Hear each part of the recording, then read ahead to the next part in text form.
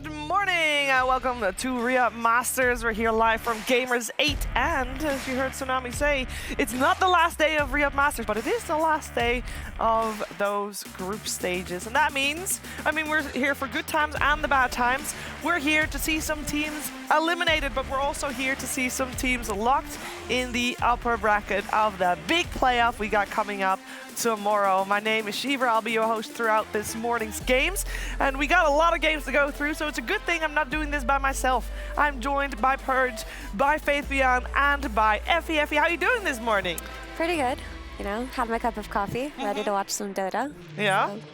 Are eliminations always a little bit extra spicy for you?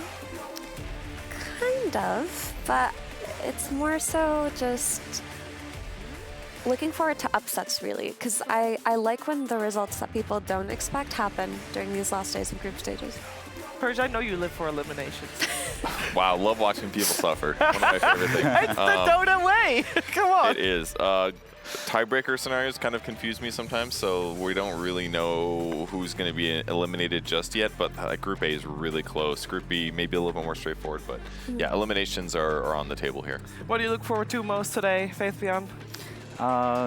I have heard that Group A scores are very close. I assume there will be some tiebreaker, so I think today is going to be fun.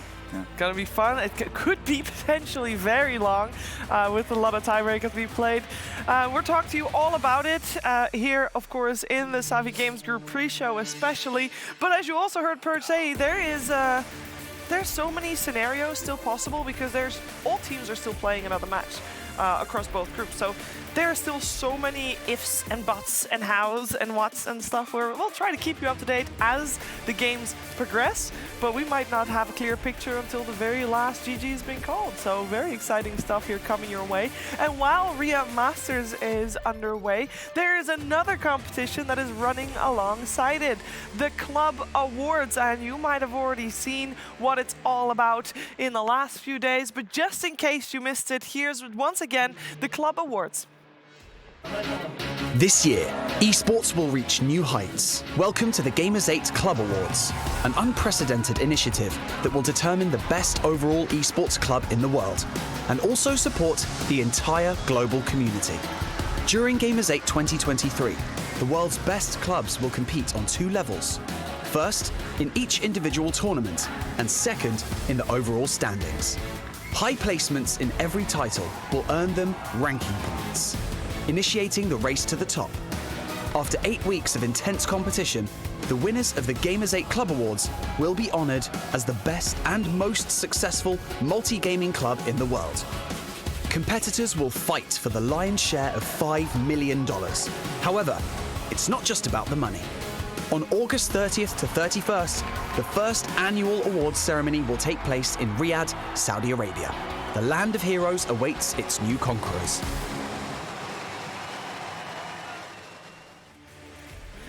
Yeah, we're only halfway through, and there's still so much that can change on the standings that you see in front of you. As for Riyadh Masters, though, it's only Gaming Gladiators that has a space in the top 8 at the moment. And normally, I'd say, well, of course, Gaming Gladiators is going to be, first, so they get a lot of points out of this one. But I think we need to talk about this a little bit more because Riyadh Masters group stages, you heard my panel say it already, Group A especially, incredibly close. And Gaming Gladiators is not at the top. The first 3 lands they won, they were at the top of the group stage, and they won off the back of that, and they always did very well in those group stages. But Effie, so far, there's barely anybody that you can say has done extremely well, other than maybe BB Team. Yeah, I think Talon did pretty well too. 4 losses is honestly not much, especially during these highly competitive group stages. And being the only SEA representation right now has to kind of be a toll on them, right?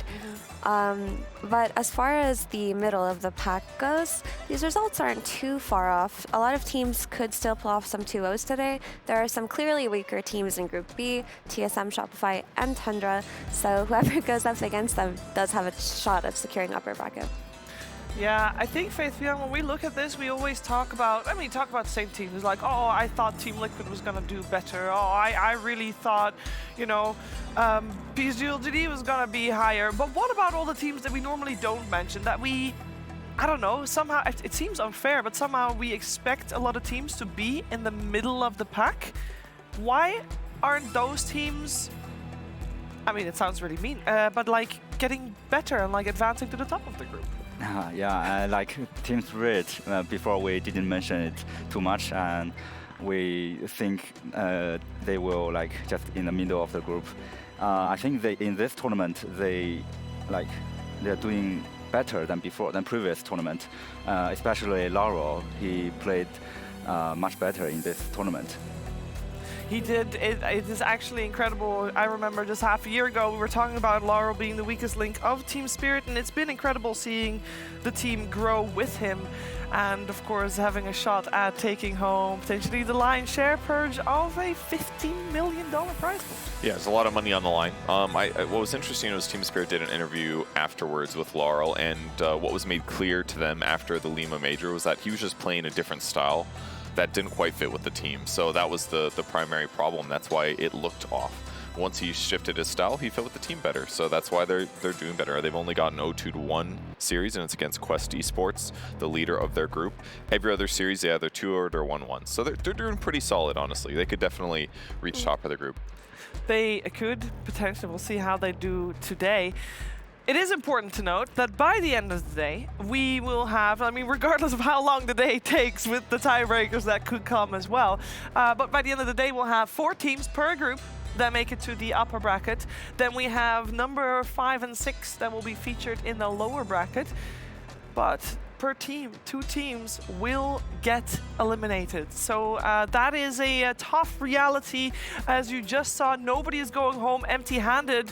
But let's be real, this is the moment where you really need to step it up, some even more so than others. And we have had a lot of games being played already. I want to talk about some of the games that we saw yesterday, because we had a day filled with fantastic Dota 2. And yeah, team name versus team name definitely happened. That's my favorite series. My favorite series as well. No, I can tell you what happened, because this is, of course, there you saw potential. There's some tiebreakers that are being calculated in the back and being prepared, because we're all in it for the long haul here. But yesterday, we started the day off with Quest versus Evil Geniuses, and Quest made EG look a little weak. I think EG made themselves look weak, if I'm being really honest. Quest played incredible game, of course. Their drafts were so clean, especially in that game too, where honestly, I think it's clear to say that the EG draft in game 2 was an outdraft, but for them to play the map so nicely and make all these cool plays on the back of their Naga and Phoenix that they ran twice was very impressive. EG, on the other hand, I'm really disappointed in their performance yesterday. I feel like at the start of the group stages, they gave a lot of EG fans like a big sign of life. They gave us hope after the Bali Major performance, but yeah, yesterday they disappointed. Yeah, they were sitting 5-3, and then they went 0-4 yesterday to drop down to 5-7. So it was a big bummer. If they would have gotten at least like one more game, they would be in a lot better position today. But now they're brink of elimination instead of like brink of maybe getting upper bracket. Yeah, it's crazy how fast that can change in a group that is that even. Of course, after we went to that series, we saw a matchup in Group B. We saw Aster taking on TSM, and I think before we watched it, we thought, oh, you know what? Aster's going to 2-0 this easily. But that wasn't the case at all. Yeah, TSM actually yesterday this series they played incredibly well. Their draft is much better than before, and their mindset, their thought is much clearer. We can see they just playing around Timado's hero, and they just did better in team fight. Yeah, I think TSM today they have their chance to make it through. They for sure do. It's going to be close on Group B as well. It sounds like, I'm just saying the same things for both groups, but it is just incredible that there are no clear teams on the chopping block is everybody has to really step it up on this final day of the Riyadh Masters group stage. And of course, yesterday we had we had 2 other series as well, but there's one in particular. There's one series in particular that I want to talk about because there was Gaming Gladiators versus 9 Pandas, and I think Gaming Gladiators have been tying a lot of teams, and we thought, okay, that's probably going to be a tie too. It was not a tie. 9 Pandas 2-0'd Gaming Gladiators, and there was one part in particular that people would love to rewatch time and time again. It is our ALJ play of the day. Purge, it is the Miedo Black Hole. Yeah, so they saw that they had grabbed the shrine here, or killed the Tormentor, and then the Black Dragon scouted things out for them, and that's what set up this huge black hole.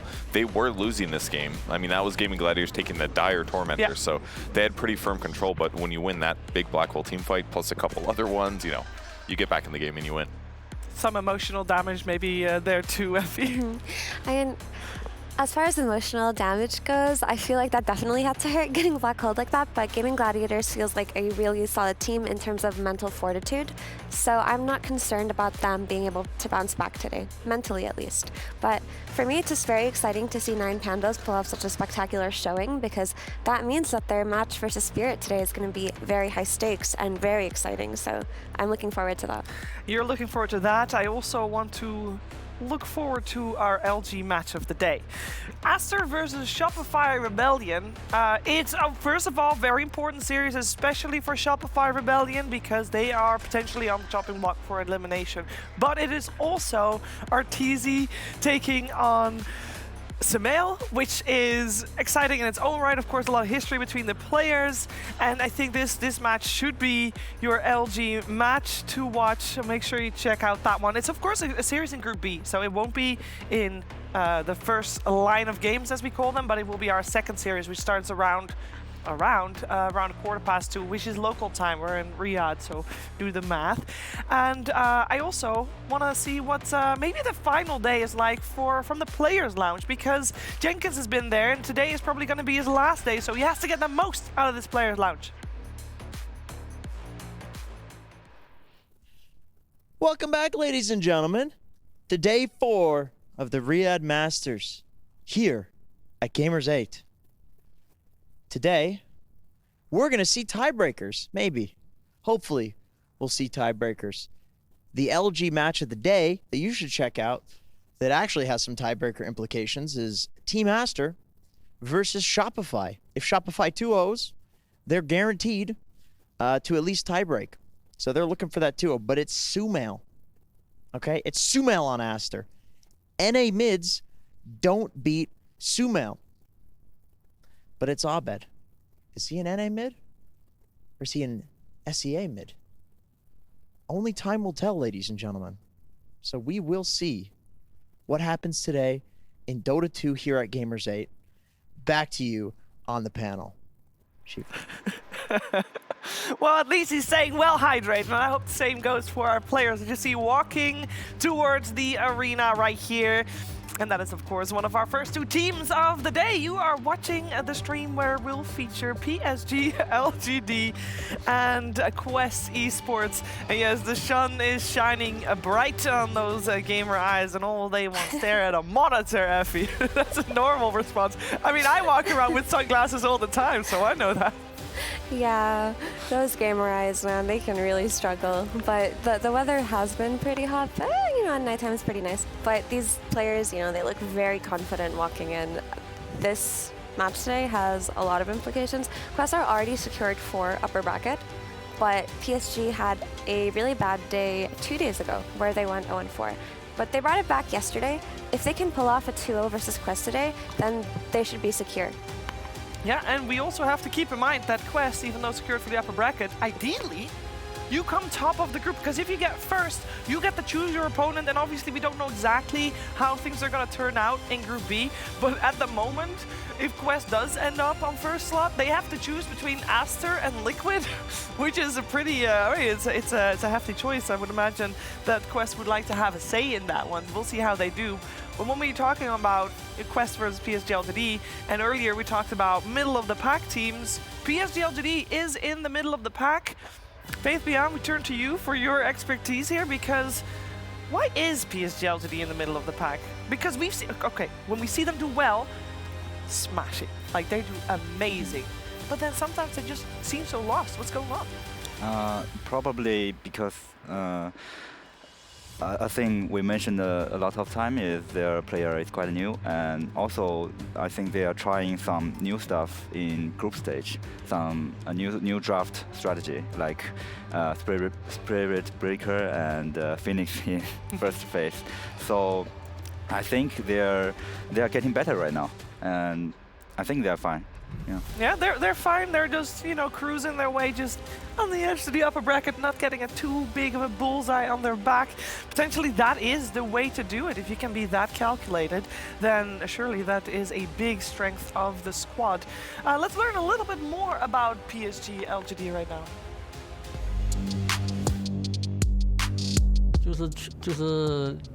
去年的我感觉就肯定是就都很强嘛，每个人。然后今年的话就可能因为有新选手嘛，然后可能还没有那么适应比赛的那种压力嘛，所以就是慢慢进步，慢慢越打越好咯。I'd say LGD has been consistently in the middle of the pack, maybe slightly above. It feels like they're on the cusp of greatness. Their success, they're definitely not performing the way that the Chinese Dota scene would like to see them, just based on their history. LGD has always been one of the top teams in the world. But I feel like every tournament I watch them, it just gets slightly better and better. When you talk about PSG.LGD, I think the first name that comes to mind is Zhao, and the second name comes to mind is Nothing to Say. There's a reason Nothing to Say is called the responsibility god. He has a lot of responsibility on his shoulders to lead this legendary roster in the game, and Zhao has to set them up for success in the draft. I think it's going to come down to the players being able to execute all of the drafts that Zhao 8 puts together, because he doesn't seem hesitant to put them on heroes they're not necessarily comfortable on if they think it's better for the draft, and if they can just shore up their execution a little bit, I think they'll make it to the next level. 别的队伍我感觉现在的话就Liquid、BB 跟那个 GG 嘛 ，GG 的话就感觉他们的打法就很完善，就他们每个人都知道该做些什么嘛，所以他们就打得很好。然后 BB 的话就他们线上每个人都打得很好，然后每次打10分钟后就感觉他们线上就已经领先很大的优势，然后就把人家撵了。Liquid 的话就是他也是线上还蛮强的，然后他们找机会能力很强，所以现在的话我感觉这3个队会比较强劲嘛。I think the biggest issues that they have to come to play is the combination of Shiro and you as core players being able to relieve some of the responsibility for Nothing to Say. If Nothing to Say has a bad game, then we need those other two to step up and take over. They're coming in as the return champs, right? They're trying to defend the title, and they have shown that they're good enough to be able to take on the best teams. They're the greatest hope for China to win an international tournament at this point. 我感觉卫冕的话还是就尽力嘛，就是走一步看一步嘛，就是肯定希望可以卫冕冠军。可是还是因为现在强队那么多，肯定是每一个队都得打一打，然后尽全力去打嘛。PSG.LGD is looking to be back-to-back champions here at Riyadh Masters, and they list the teams that they might be slightly worried about. Of course, 2 of those, both Team Liquid and BB Team, are on the other group, so they don't have to worry about those until further on in the tournament. And they did already tie Gaming Gladiators earlier on in these group stages, but Quest is kind of they're coming up there as a team that could be a little bit of a playstyle that PSG.LGD has a bit of a problem with as well, Perch. Yeah, they're one of the few teams that I'm worried about in their last day because they're playing the best team in the group. And the other side, TSM has to play BB Team, for example. So it's like, if these are the 2 wins you need and you've got to play against Quest Esports, it's going to be a dangerous match, but it's definitely one that I could see them getting a win in. The thing is, I feel like PSG.LGD can hold a candle to Quest easily so long as their drafting is cohesive. A lot of the issues that I feel LGD have faced have been dependent on how their draft looked, or if they're in a position where they put themselves in a losing situation or a net worth deficit in the first 15 minutes, then their gameplay becomes very hard. But if they pull out one of their creative ideas and address the issues in the enemy draft, this one would be the Primal Beast opener and potentially the Phoenix coming out of Cowrie. If they have solutions for that, or if they plan on stealing it themselves, then they have a really good chance of winning here. Yeah, let's focus our attention a little bit on Quest, as we have already seen them do very, very well. And I think it's fair to say, Faith, beyond that Quest, I mean, they're not just good in one portion of the game. They seem like a very well-rounded squad. Is that fair to say? Yeah, and Quest, they I think they can play many styles, and also they are very strong at team fight. And I think this point is very crucial in this tournament, because in now this patch, team fight is really crucial, and also I think Quest post 4 player is really strong. I think he's the best post 4 player for me in this tournament. Wow. His Phoenix is so well, and I think Quest is really strong. Yeah. Really strong. Omar, the strongest position 4 player at the tournament, you're here to hear. And it's about time to get this series on the way. So ladies and gentlemen, let's head over to the stage for Tsunami and Fancy.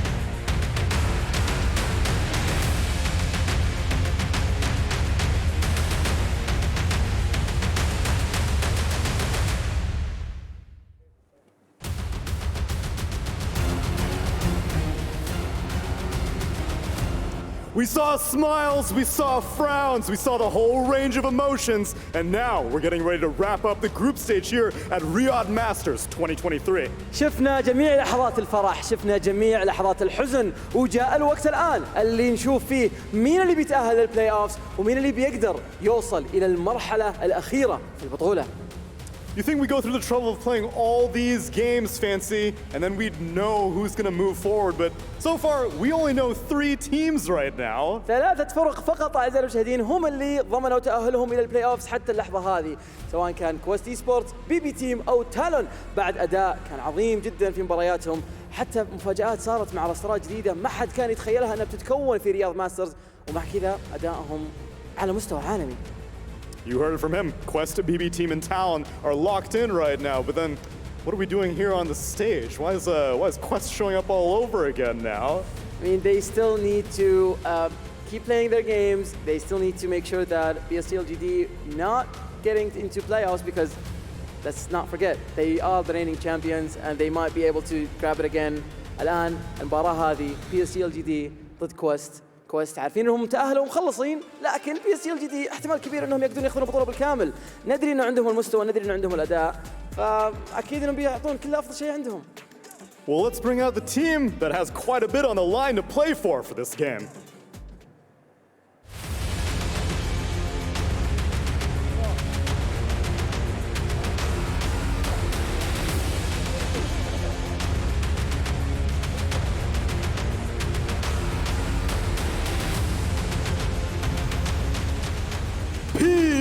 PSG.LGD!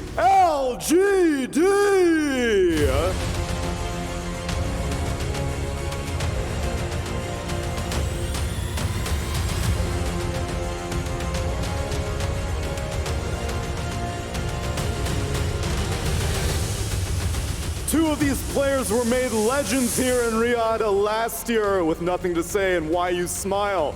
But now they're facing off against an opponent that may actually be pretty difficult for them, because lest we forget, it was Quest that eliminated LGD out of the Bali Major.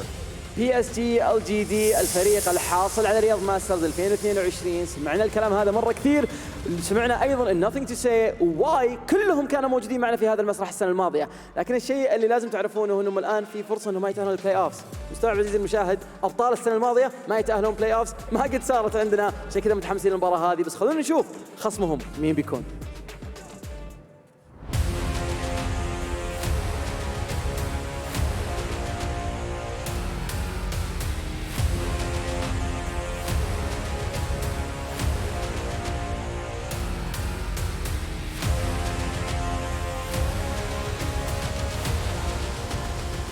فخر منطقة الشرق الأوسط، كويست اي سبورتس.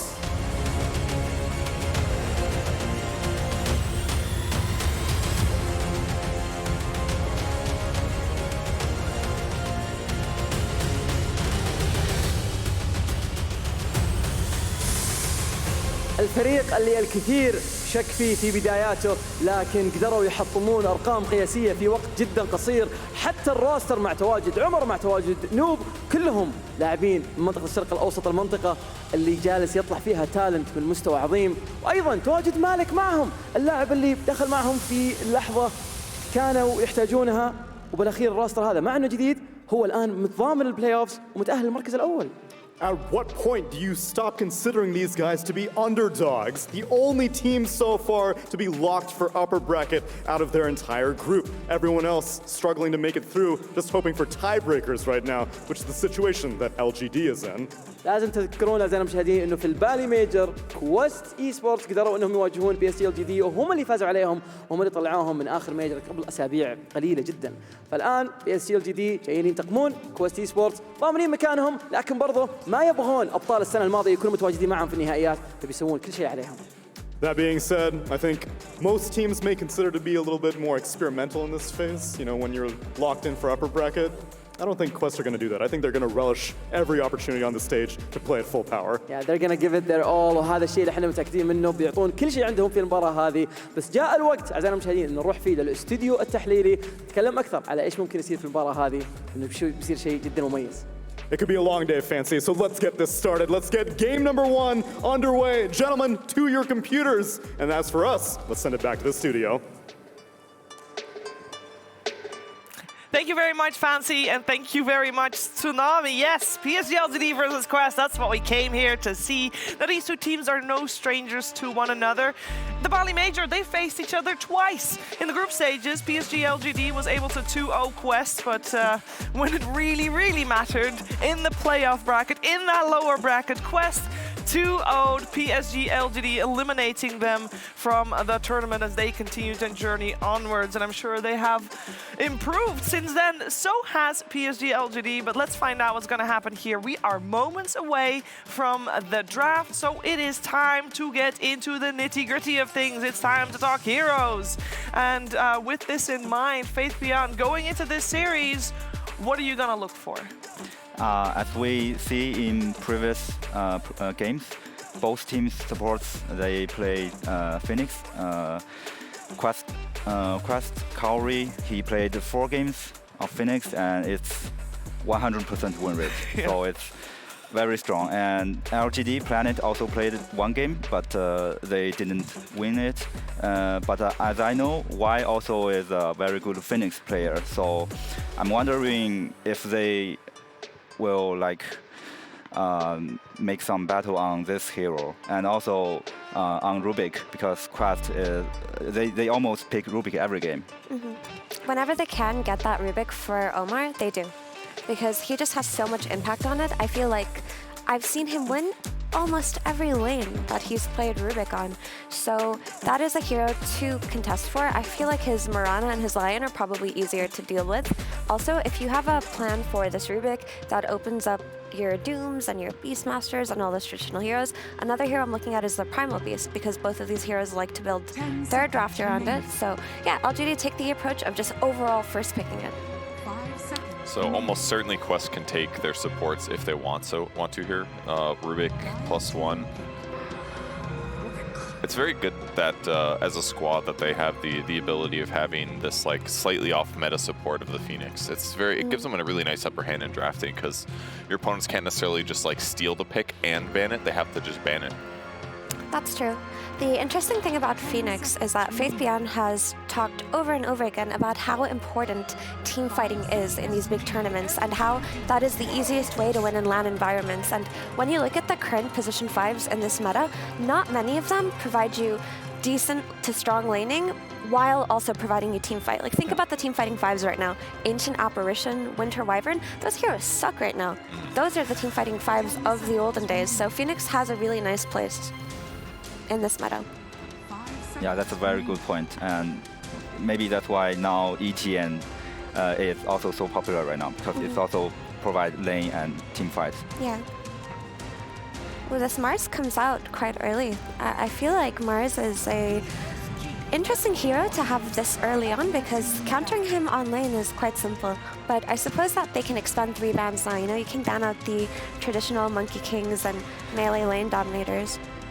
The Shadow Demon pick a bit interesting. It is actually Kaori's most played hero on his role, so in some ways a bit of a steal pick, but good hero for sure. They actually haven't played, Planet has played Shadow Demon one time with a win, so I think the most interesting thing about LGD's drafts, when you look through their past games, is like every single game is different. Yeah. They just like pick different openers, pick double hero responses.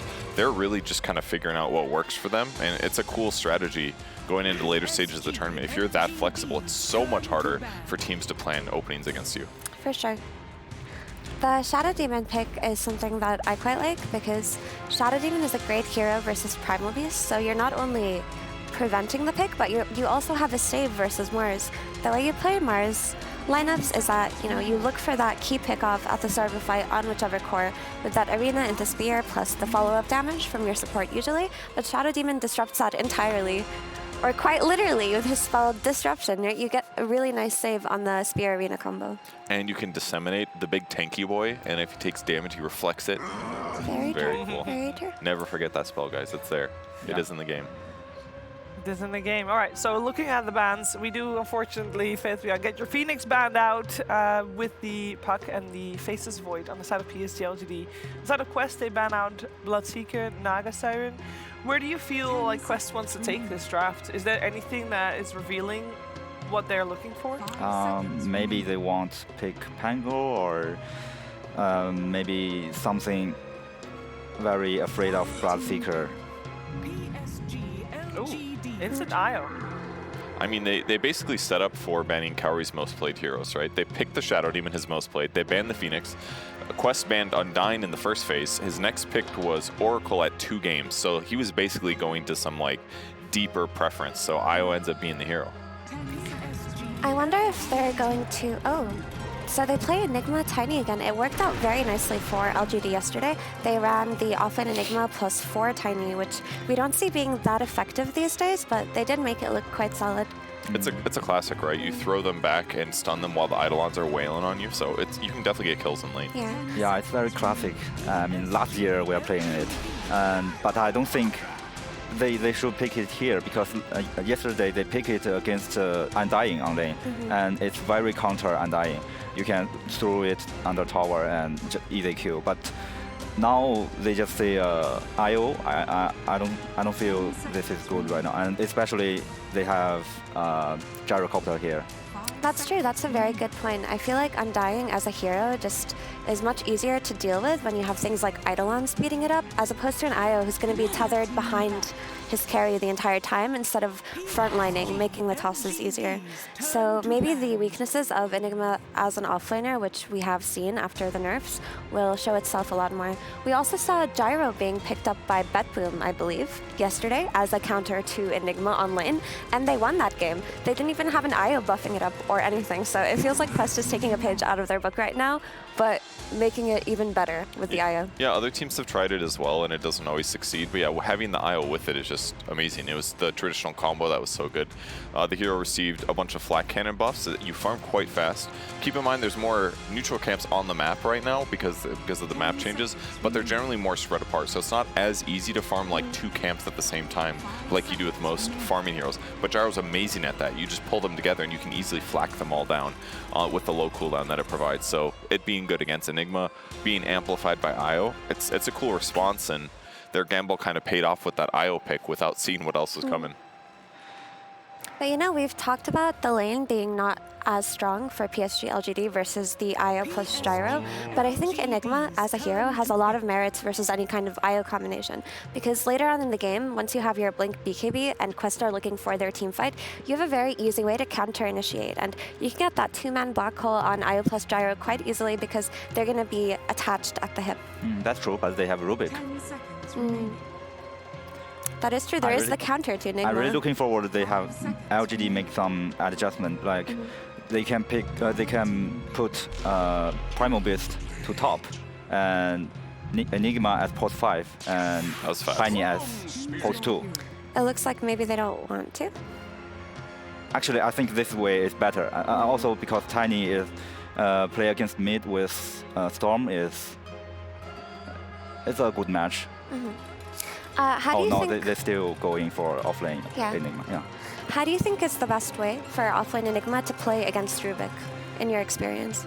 I think you just buy some. You don't need to cast your black hole, and you can be useful like Aura or Dom. You can just control the map. Yeah, I think they will buy Dom in this game at same as yesterday. So you think we won't be seeing that Blink BKB Enigma? Yeah, it's not good against the Rubik. You need so many items. Okay. That sounds like a pretty interesting take. But for the Dom build on Enigma, I feel like his lane has to go very well, so he gets that timing and has impact on the lane. I really like the setup heroes that Quest Esports has. Both the Mars and the Storm are going to be able to move around the map looking for heroes to jump. And when they get that jump, then you're going to see a relocate come. So their lineup should be pretty fast-paced this game. And then, you know, worst case, if Enigma's a problem later, you just get Ags and Basher. It'll be fine. Yeah. Just stun them through BKB while you're getting Black Hold. Yeah. But on the other hand, I feel like TB is a very strong win condition for PSG.LGD, and I feel like it should be able to outscale Gyro. So if at any point Quest makes a few mistakes and slows down their tempo, then I think LGD might be able to just win based off of sheer farming and scaling. Yeah, I agree on both of you. Both Storm pick and TB pick is very good. But overall, I think TB is kind of be counter in this game because they also have Mars. Maybe you are very hard to dealing damage. So in the end, I think Quest have a better draft at this game. I have a very specific question. How important is it for PSG.LGD to be able to contest the stacks that I'm sure Quest will go for? Is it going to be hard for them to contest the stacks? I mean, I think it'll be a little bit harder for sure. I think so, because Enigma is a more stationary type of offlaner, at least for the first 5 minutes. So it feels like Quest's game plan should go well for them. All right, well, we're going to find out. It's time for our first game of the day. So without further ado, PSG.LGD versus Quest Esports with Cap and SVG. Quest right now is currently cruising to the upper bracket. They already guaranteed in, but PSG.LGD, it is a very different story here. This story, Chinese organization coming into a TI level event, is actually struggling in this group stage. And in fact, based on the outcome of this series and some other series that are currently going on, PSG.LGD could be eliminated in the group stage right here, right now. And Avery, you have always asked one very important question time and time again when it comes to the outcomes of these various matches. Avery, please. How does it affect Xiao Wei's legacy? How does it affect Xiao Wei's legacy if they get knocked out in a group stage, Avery? I don't know what will happen to Xiao Wei's legacy if they go out in this groups. I mean, it all comes into question, right? The 8-9 years he's been playing Dota, does it just all go out the window immediately? 100%, If I've learned anything from social media in the last few years, it's that the second you lose your last series, you're immediately trash. Yep. And so, you know what? I think that's opened up a lot of space here at the tournament as well, right? Some of the top European dogs, they've lost some of their recent games here. Mm-hmm. True. That Gaming means everybody's Gladiators awful again, so they're not 10-0 in their groups, so washed, completely washed, which means for these two teams, maybe there's some room to run. Where others have fallen, you can climb over their bodies. Quest are doing a great job of it, and LG, as you said, this is a very decisive series for them. You're either going up or you're going down, and if you're going down, you might be going home. It's a very close group in the middle of that pack, so you don't want to rely on some tiebreakers or some other series to control your fate here. So right now, it's in your hands if you're LGD. Sorry. You lose game one, you go into game two in an iffy position, it might not be in your hands anymore. A lot of pressure on the line. Players will have to step up. See what they've learned in the last few days, particularly from that day two where they went 0-4. You got to learn something from that day and make some adjustments. They're still sticking with this Primal Beast for NTS, a hero that has done a lot of work for them. I also view it as kind of a crutch hero in some ways that it'll always give you damage, it'll always give you options and strong laning in the early game. It can make rotations. It's just you first pick this core for NTS. You're removing some of your win conditions you might be able to get later on in the draft that we've seen LG use in the past. It's a double-edged sword. The one thing I think they have going for them is I think this Mars pick is not a pick that instilled a lot of fear into LG because they already had the Primal, which is a hero Xiao Wei has picked versus Mars in the past. It was one of their counters at Dream League Season 20, I believe, where at some point you get Ags on Primal, you go in, you break the Mars, and you just kill him with the overwhelming magic damage. Yep. And then they also just get a Shadow Demon response. So you already have double break mechanics in the first two versus the Mars. I think that is something that could come into play in the later fights, especially when you're trying to open up that bulwark for the Terrorblade to go ham. Yeah, it's definitely going to be interesting because Faith Beyond brought up the fact that, like, you know, in this Terrorblade versus Mars matchup, is he going to struggle to do damage? I mean, we saw in our series we casted yesterday, right? The arena is a big problem in that regard, but the bulwark is going to be pretty heavily countered, so it is a kind of a mixed bag when it comes to this guy. Nothing to say, though, this is not a mixed bag. His Primal Beast has popped off multiple times, and we heard in some of the pregame interviews talking about this team and about Nothing to Say specifically. This is a team that heavily relies, I think, on Nothing to Say to get some momentum going. Especially when you're first picking this hero. Yeah. Which, again, is why there's a lot of pressure on you, because usually your first pick hero is going to have a rough time. The enemy can control how fast it gets out of lane with the matchup, and sometimes you don't have that momentum to just build. I also think his supports are really terrible at playing around him. I can't think of two supports that might be worse in the first 10 minutes. And hey, I'm going to come contribute to your gank or kill attempt. You know the thing, Tiny's like, Tiny will eventually get a Blink Dagger, right? So he is one of those heroes that can jump in with the Primal Beast. Maybe Tiny's not that bad. I just think the way they're going to play this game, it's a Tiny Enigma lane. Generally, the way the Chinese teams play this lane is you're going to go for the tree toss early. You're going to try and give a lot of solo XP to the Enigma, and you're going to play to block the camps. I think of the way FY played this lane a lot of the times.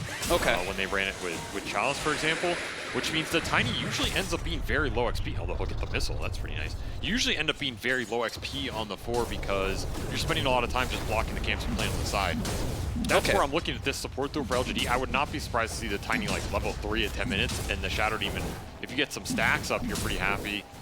It's just not the best 5 at rotating to mid or runes and bringing heavy damage to those fights. So I feel like NTS is going to just kind of be on an island this game. And that is concerning. Like, the way you talk about that, that does make me concerned because the Storm Spirit is pretty annoying versus these melee heroes. So we could see Noob be able to secure an early regen advantage over NTS. Then again, Primal Beast is pretty good playing off the water runes because of the mobility he has. He can easily get bounty runes as well. Yeah, I think that is more of the gameplay that LGD wants. They want NTS maybe going to the side lanes here and enabling those 2 side lanes rather than LGD going to hit. Get that courier. I mean, you're getting value out of this tree toss, that's for sure. Some missiles, some couriers, blocking both camps as well. Lane is going okay in the early stages. You have 7 denies from you. This is a tough lane. I mean, IO Gyro is also not something we've seen too much in the past year or two. Is making a little bit of a resurgence here. Yeah, where the hell did this hero pick come from? It's just a good Enigma answer, right? You're seeing more Enigma, you're going to see the Gyro. If people are confident in the scale on the Gyro, then I think it will always be viable in this matchup. That part I just don't know, because that has been the problem for Gyro in the recent patches is you can get the items, does he do anything with them? And Noob is a smart player, man. I love what he's doing right now. He's like, he knows Nothing to Say is going to cut the wave, so he punishes him as much as possible before he has to go and get the CS. He puts himself in a position to collect the bounty rune over an NTS, so denying him a refill on that bottle. I feel like he's doing a lot of little things in this matchup that I haven't seen. I've seen some players do before, but not all of this put together. I think it's working out pretty nicely. If you can deny the regen from Primal, then it eliminates some of the early roam potential because he's going to have to go to base at some point and then you TP out. Maybe you get that one gank, but then you have to walk back to mid, so that rotation hurts you a lot more than you just getting a bounty rune and instantly being top here. Yeah. Especially if he's low resources and Noob can kind of keep the beast in a cage. That's going to be very nice for his team as he continues to farm up. And I also like how Quest are playing top. I think they've executed this top lane pretty damn well. About as well as you can versus the annoyance that is this Tiny blocking all your camps. They got a couple big pulls off. TA2000 with the early missile is zoning planted off of those pull attempts here. So you're getting a decent amount of CS and XP onto the gyrocopter, whereas Yu is just having to play super defensive with these Eidolons. He isn't feeding them too much. It's just he's not getting to play up super deep in the lane, and you're blocking pulls but not getting much more often. Another courier, though. Yeah, snipe Kaoris this time. Nothing to Say, got grabbed midway through. He's got to be careful of that one. NTS gives him a tip. I mean, I think he knows Noob is really taking the screws to him right now. He's doing a really good job shutting down NTS. And he knows he can play this aggressive because what is gonna throw him off a TP, right? Well, here comes the TP rotation now. We'll see if anything does happen off this one. Oh, that is not the best synergy. Yeah, Noob is gonna try and fight him here with the IO coming in with the extra bit of heal. It may just be enough. No, Nothing to Say. helps with Why You Smile, and they get the first blood. Both mid laners will die here, and it looks like Omar is actually going to be in some trouble. He has a tether. He's going to go back to the Rubik. It looks like Why You Smile actually out of mana, so he couldn't get those extra Shadow Poison stacks to get the kill. Very awkward gank for LGD, to put it mildly. I guess it ends up working out. I mean, it is better for them that they bring everybody here and shut down the Storm before he hits the level 6 advantage on NTS, because I think that would have been a disaster here if Noob has that. He was very close. I'm kind of surprised it worked out as well as it did in the end, considering they kind of botched some of the trample damage. And, I mean, you have a 1-1-1 build on this Shatter. It's a very awkward point for him to contribute damage with a level 1 Disseminate. Issue is you just go straight back in, and I mean, NTS is just on an island here. He was gonna use his Pulverize on the Siege Wagon. Regen Rune. Oh, Regen Rune. No, it does not get denied. Why You Smile fails to get it away from Noob, and he's gonna die for a failed attempt. I don't think you can fight this 3v3 mid. No. I just don't think you have the spells. You don't have the levels. It's not what your two supports want to be doing, even if that first kill kind of worked out. Your skill points are just way too split here. Like, you have this point in Tree Toss, you have a point in Disseminate. These are not good spells at skirmishing around mid. Sure, the Primal can pick up the slack. Noob just outplayed NTS mid as well. I mean, the matchup's probably favorable. It's not where you want to be fighting if you're LGD. Omar, look at this body blocking he did to Why You Smile. Bottom blocked him just enough so the regen doesn't get denied, then he gets on the other side of him to make sure he can't get away either. Honestly, the Quest guys, they just play so damn well with all these little things. It's always impressive to watch their games. It's a sign of a top-tier team for sure. When you're able to execute these small little details, it means you have enough focus that you can be thinking about all the things you have to think about in a Dota game on top of these small, fine points. Sure. Which means your mentality is in a good space. You can just play freely. You can let the Dota flow. Well, PSG.LGD currently trying to let this Primal Beast flow into the top lane and get a kill here. But the missile's on him, so he's not going to be able to use his ultimate. And Planet even having to try and toss away. They do have the Pulverize, they get it off. Telekinesis immediately thrown down into the other two heroes. Beautiful stuff from Quest. This is definitely a lost fight for PSG.LGD, but they are lucky that nobody else dies outside of Muse Enigma. This feels very forced, though. And the fact that you're ganking with a Primal and then your Primal gank turns to toss him away to get the hell out doesn't bode well here. No. Especially since this Gyro, I mean, this is a max flak Gyro. This is what you would expect in the Enigma matchup. It's just he's not really putting points in his spells to fight you, and he's still winning the fight. Extra value there. A nice little Arcane Rune. Okay, I mean, 6-minute regen into Arcane Rune. That is pretty damn good. That's just unfair. You blew it! He's got an IO too with early Soul Ring off Omar, which I like this early Soul Ring. I think you could make an argument that you don't always need it with the Storm, but I think when the Storm is snowballing and winning mid, maybe the call was, hey, just amp me up and I'm going to take this game over. Sure. And I agree with it. I think Noob has a very decent chance to just keep this momentum going. There's not a lot of early damage to stop the Storm when he goes in with some IO sustain behind him. And I love this. While they still have the Arcane Rune running, make a fast smoke move to the bottom lane. Shiro, a level 7 Terrorblade. He is tanky. He has Ocular Bracelet, Raindrop, and extra Belt Bracer, and full Magic Wand. He even has Fairy Fire in his backpack. That's how many early tank items he has. If he can get off Asunder, maybe they can get the TP rotations to save him. Let's see. Nobody is TPing. Nobody is TPing. Wow, they really just let him to die, huh? This is not... He's like surviving a decent amount of time. Nobody wants to help him. They're going for the kill on top. They're going to try and kill this Gyrocopter. I mean, they need a kill somewhere out of this, but... Don't want to black hole him. Radiant's bottom tower. This is just so awkward in the early game.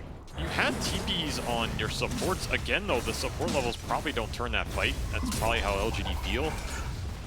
That's just one of your points where you can maybe turn around an engagement, or at least find the Gyro on the other side with the black hole. Not wanting to commit that either. Nothing to say. He's going to find TA2000. Gets on top of the missile. Once again, it's on him, so it's going to stop the Pulverize. This is just so bad for Nothing to Say. Can't even get a kill exchange out of it. This game just feels off for LGD so far. Not that they're falling incredibly far behind, just like you said, all these little things not lining up right now. And it is a bad day to have an off game.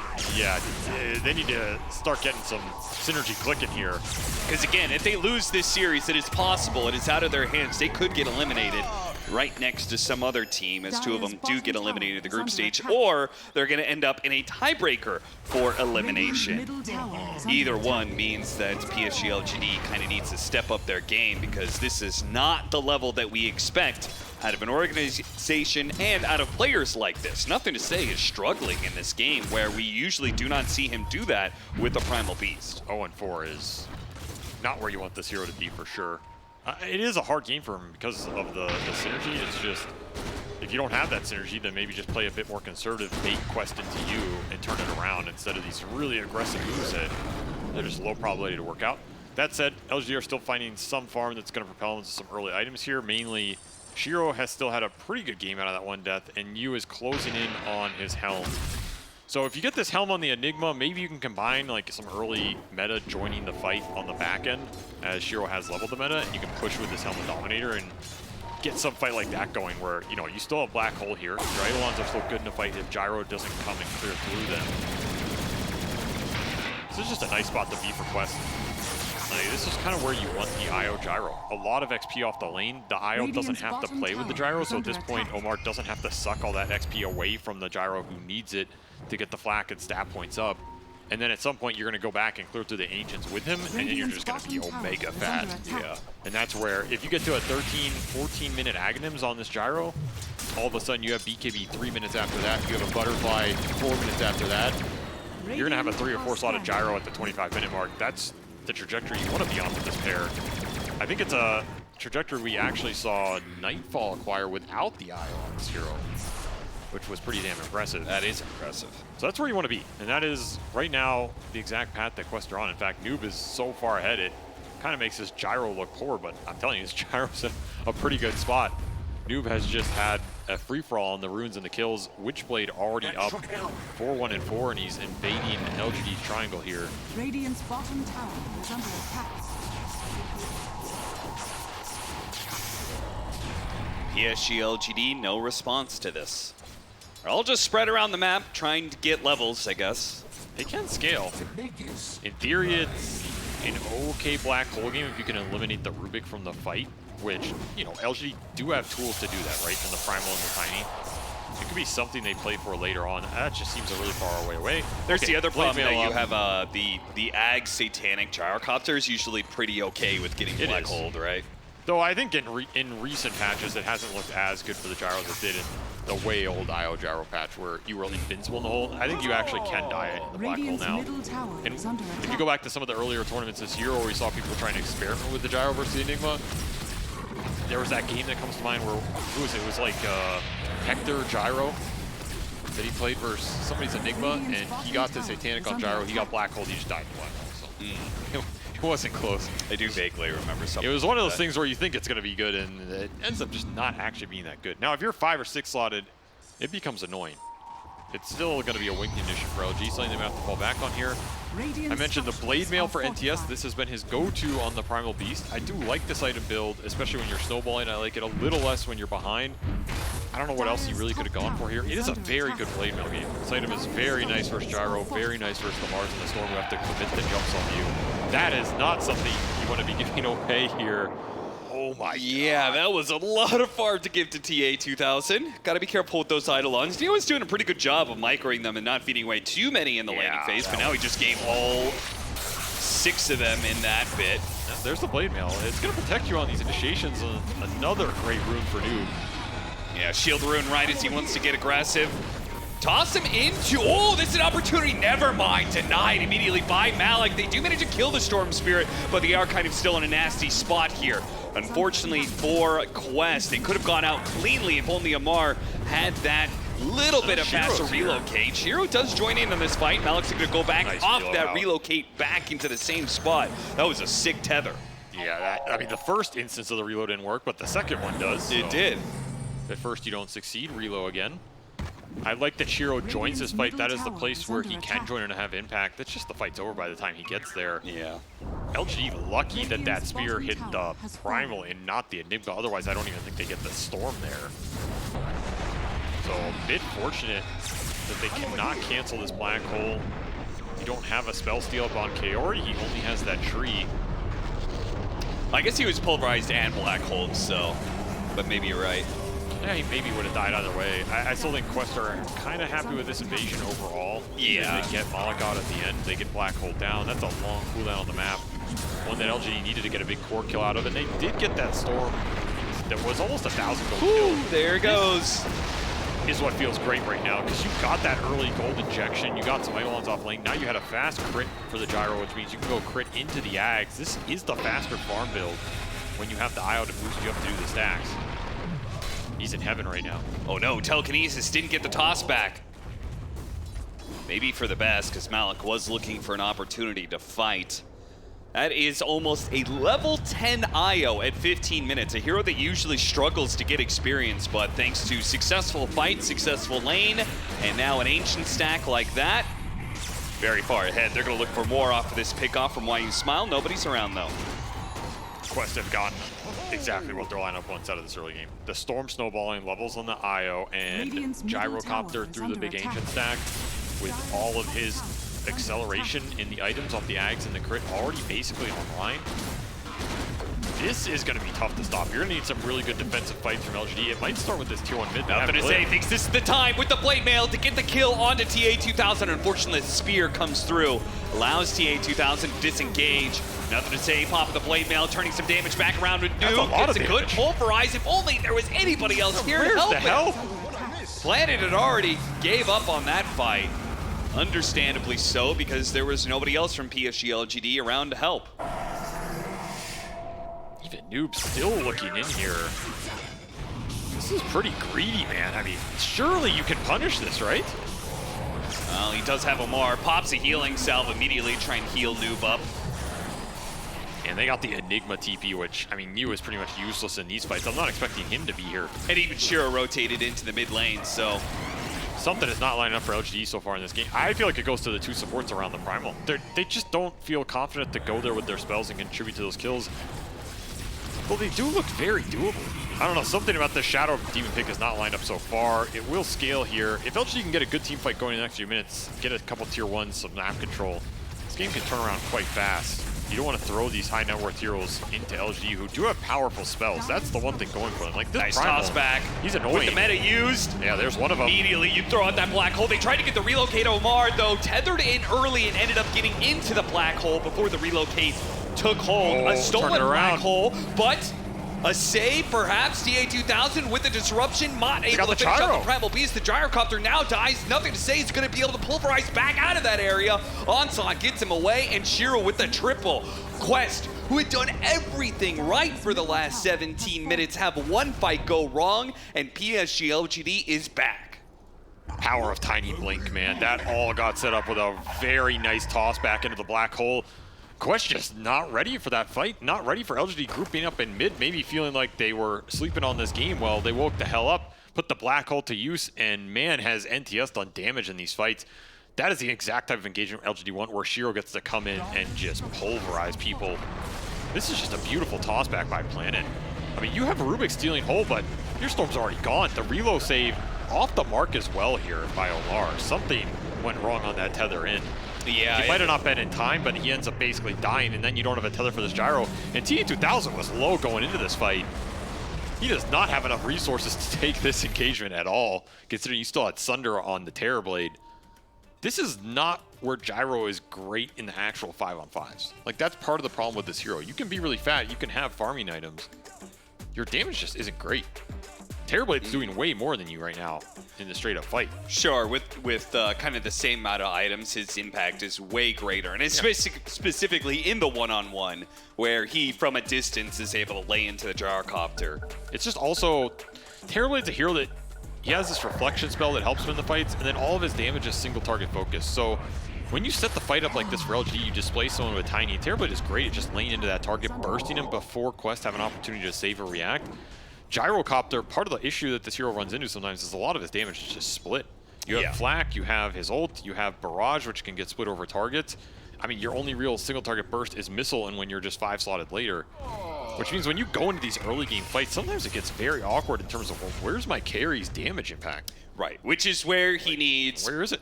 Both the Satanic to be able to close the gap and really get into the middle of the fight, but he also needs the IO tether.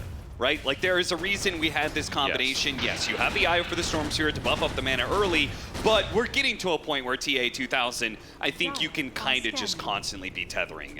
He is strong enough to play in these fights, and you should be enabling it. I mean, there's 2 things Gyro likes more than anything else. One of them is damage buff. Anything that buffs his damage, he loves because his skills innately make him split that damage over everybody. So one of the oldest school combos, you know, is like you get a Helm of the Overlord or you get an Alacrity, stuff like this. I don't think Quest have too much of it. Drow Gyro used to be another version of doing that, with the Gyro mid, for example. I don't know if Quest can accomplish that task in this game because they don't really have any buffs. They don't even really have a Vlad Spire.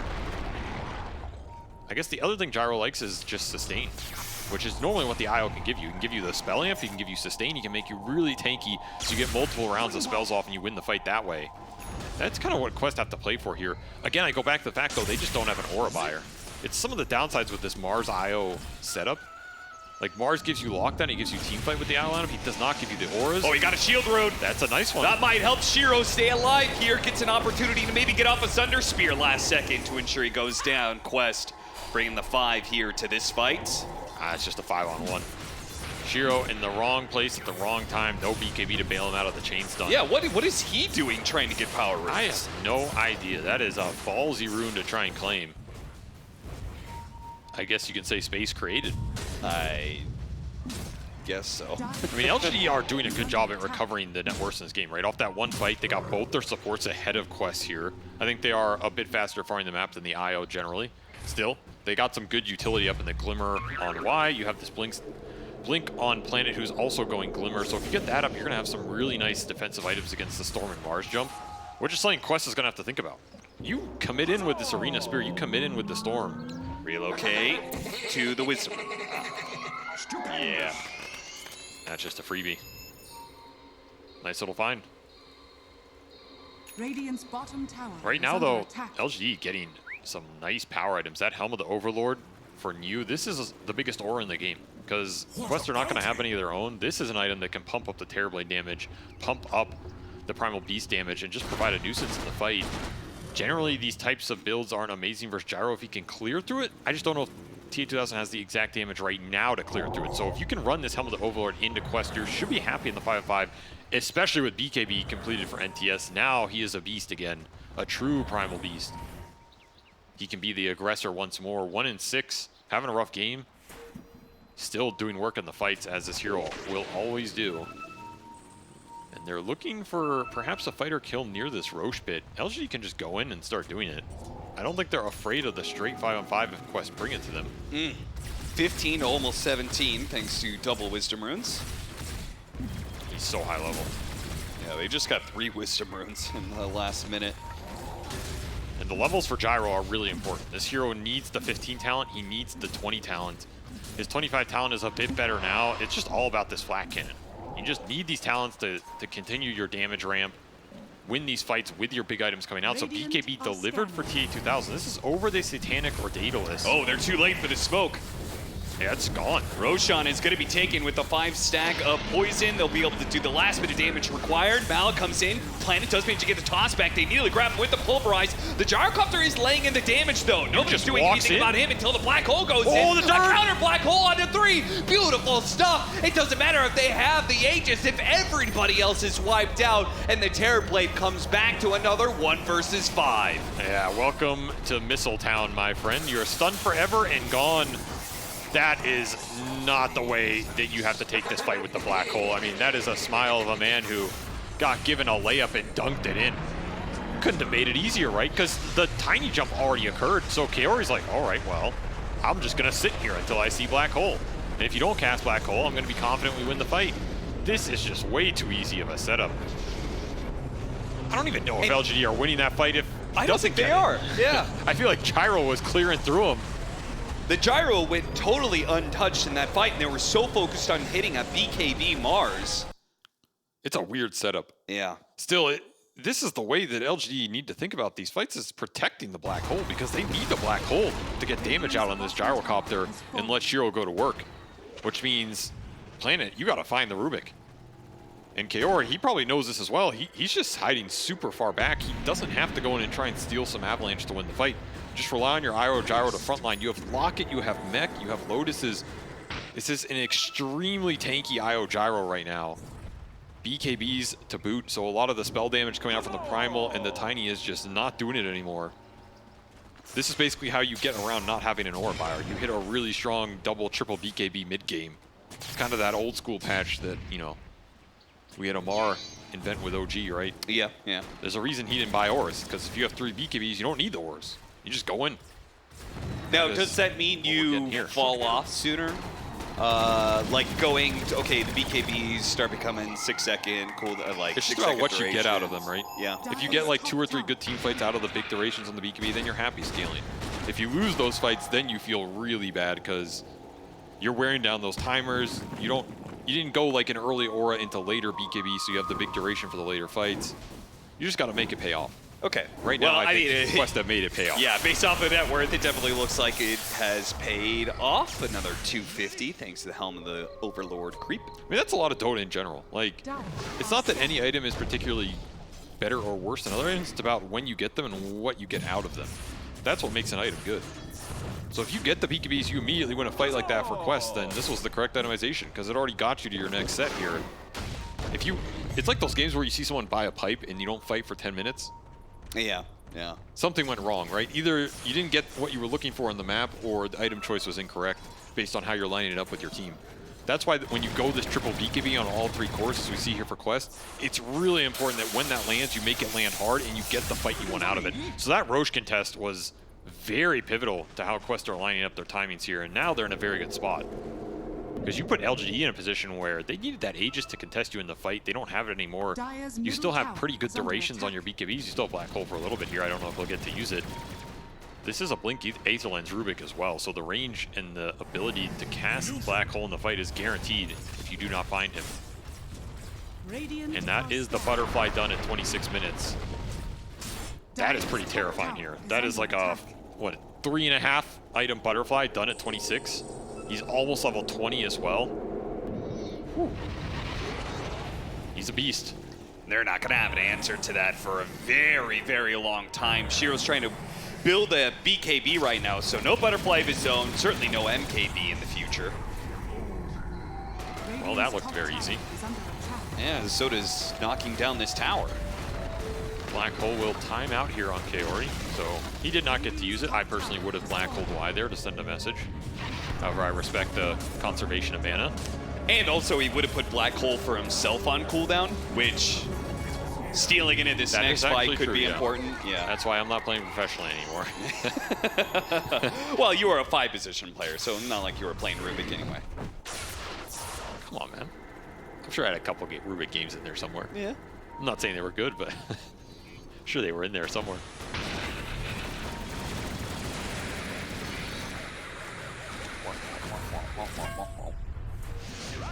I love that little missile. Mew, who's trying to get his own BKB, will find that a bit more delayed here. Now, Midnight's Pulse Steal as well. Level 3 only, but damn, that's a nice spell to have versus these tanky heroes on LGD. Yeah, at a huge cast range, you could just throw it at the very start of the fight without having to worry too much about showing yourself and prep for a good spell to steal to follow that up. Pretty much exactly what Kaori wants, something you can throw out at the start and then just hold his ult up for that Black Hole, right? Then you're getting impact out of your ult while still maintaining the Black Hole cancel. Everything aligning here for Quest. They finished the Deso on the Mars to amp up the gyro damage as well. I guess that's like a little way to do it. I like that idea. Toss away, trying to break the tether, the immediate spear. Look at Malik. He's trying to bulwark to save the gyrocopter, and it's going to be enough. Now that Omar is able to re-tether, TA2000 looks to be okay, and Malik is actually going to go for a TP out. Disruption stops him just in time, so they will get something out of that. For a second there, I thought maybe Quest was going to get away scot-free. That's a very interesting fight by LGD. Not one I expected when the Enigma's dead. I didn't think they would necessarily have the damage, which they don't for the gyro, but they end up baiting in the Mars. So it ends up getting them a really big core kill, just abusing the fact that Noob was showing bottom and had pretty limited mana on the Storm after killing Mew. Very heads-up play. And it'll give them some breathing room, plus a Rune and a Tormentor here off the back of that meta. Not a bad little turn from LGD as they find a bit of an opening here. Shard for Y. Not a bad one to pick up, some extra heal. And he is working towards an Aghanim Scepter, so we'll see if he ever gets it, but if he can get that full combination of double demonic purges and double demonic cleanses, that'll help a lot.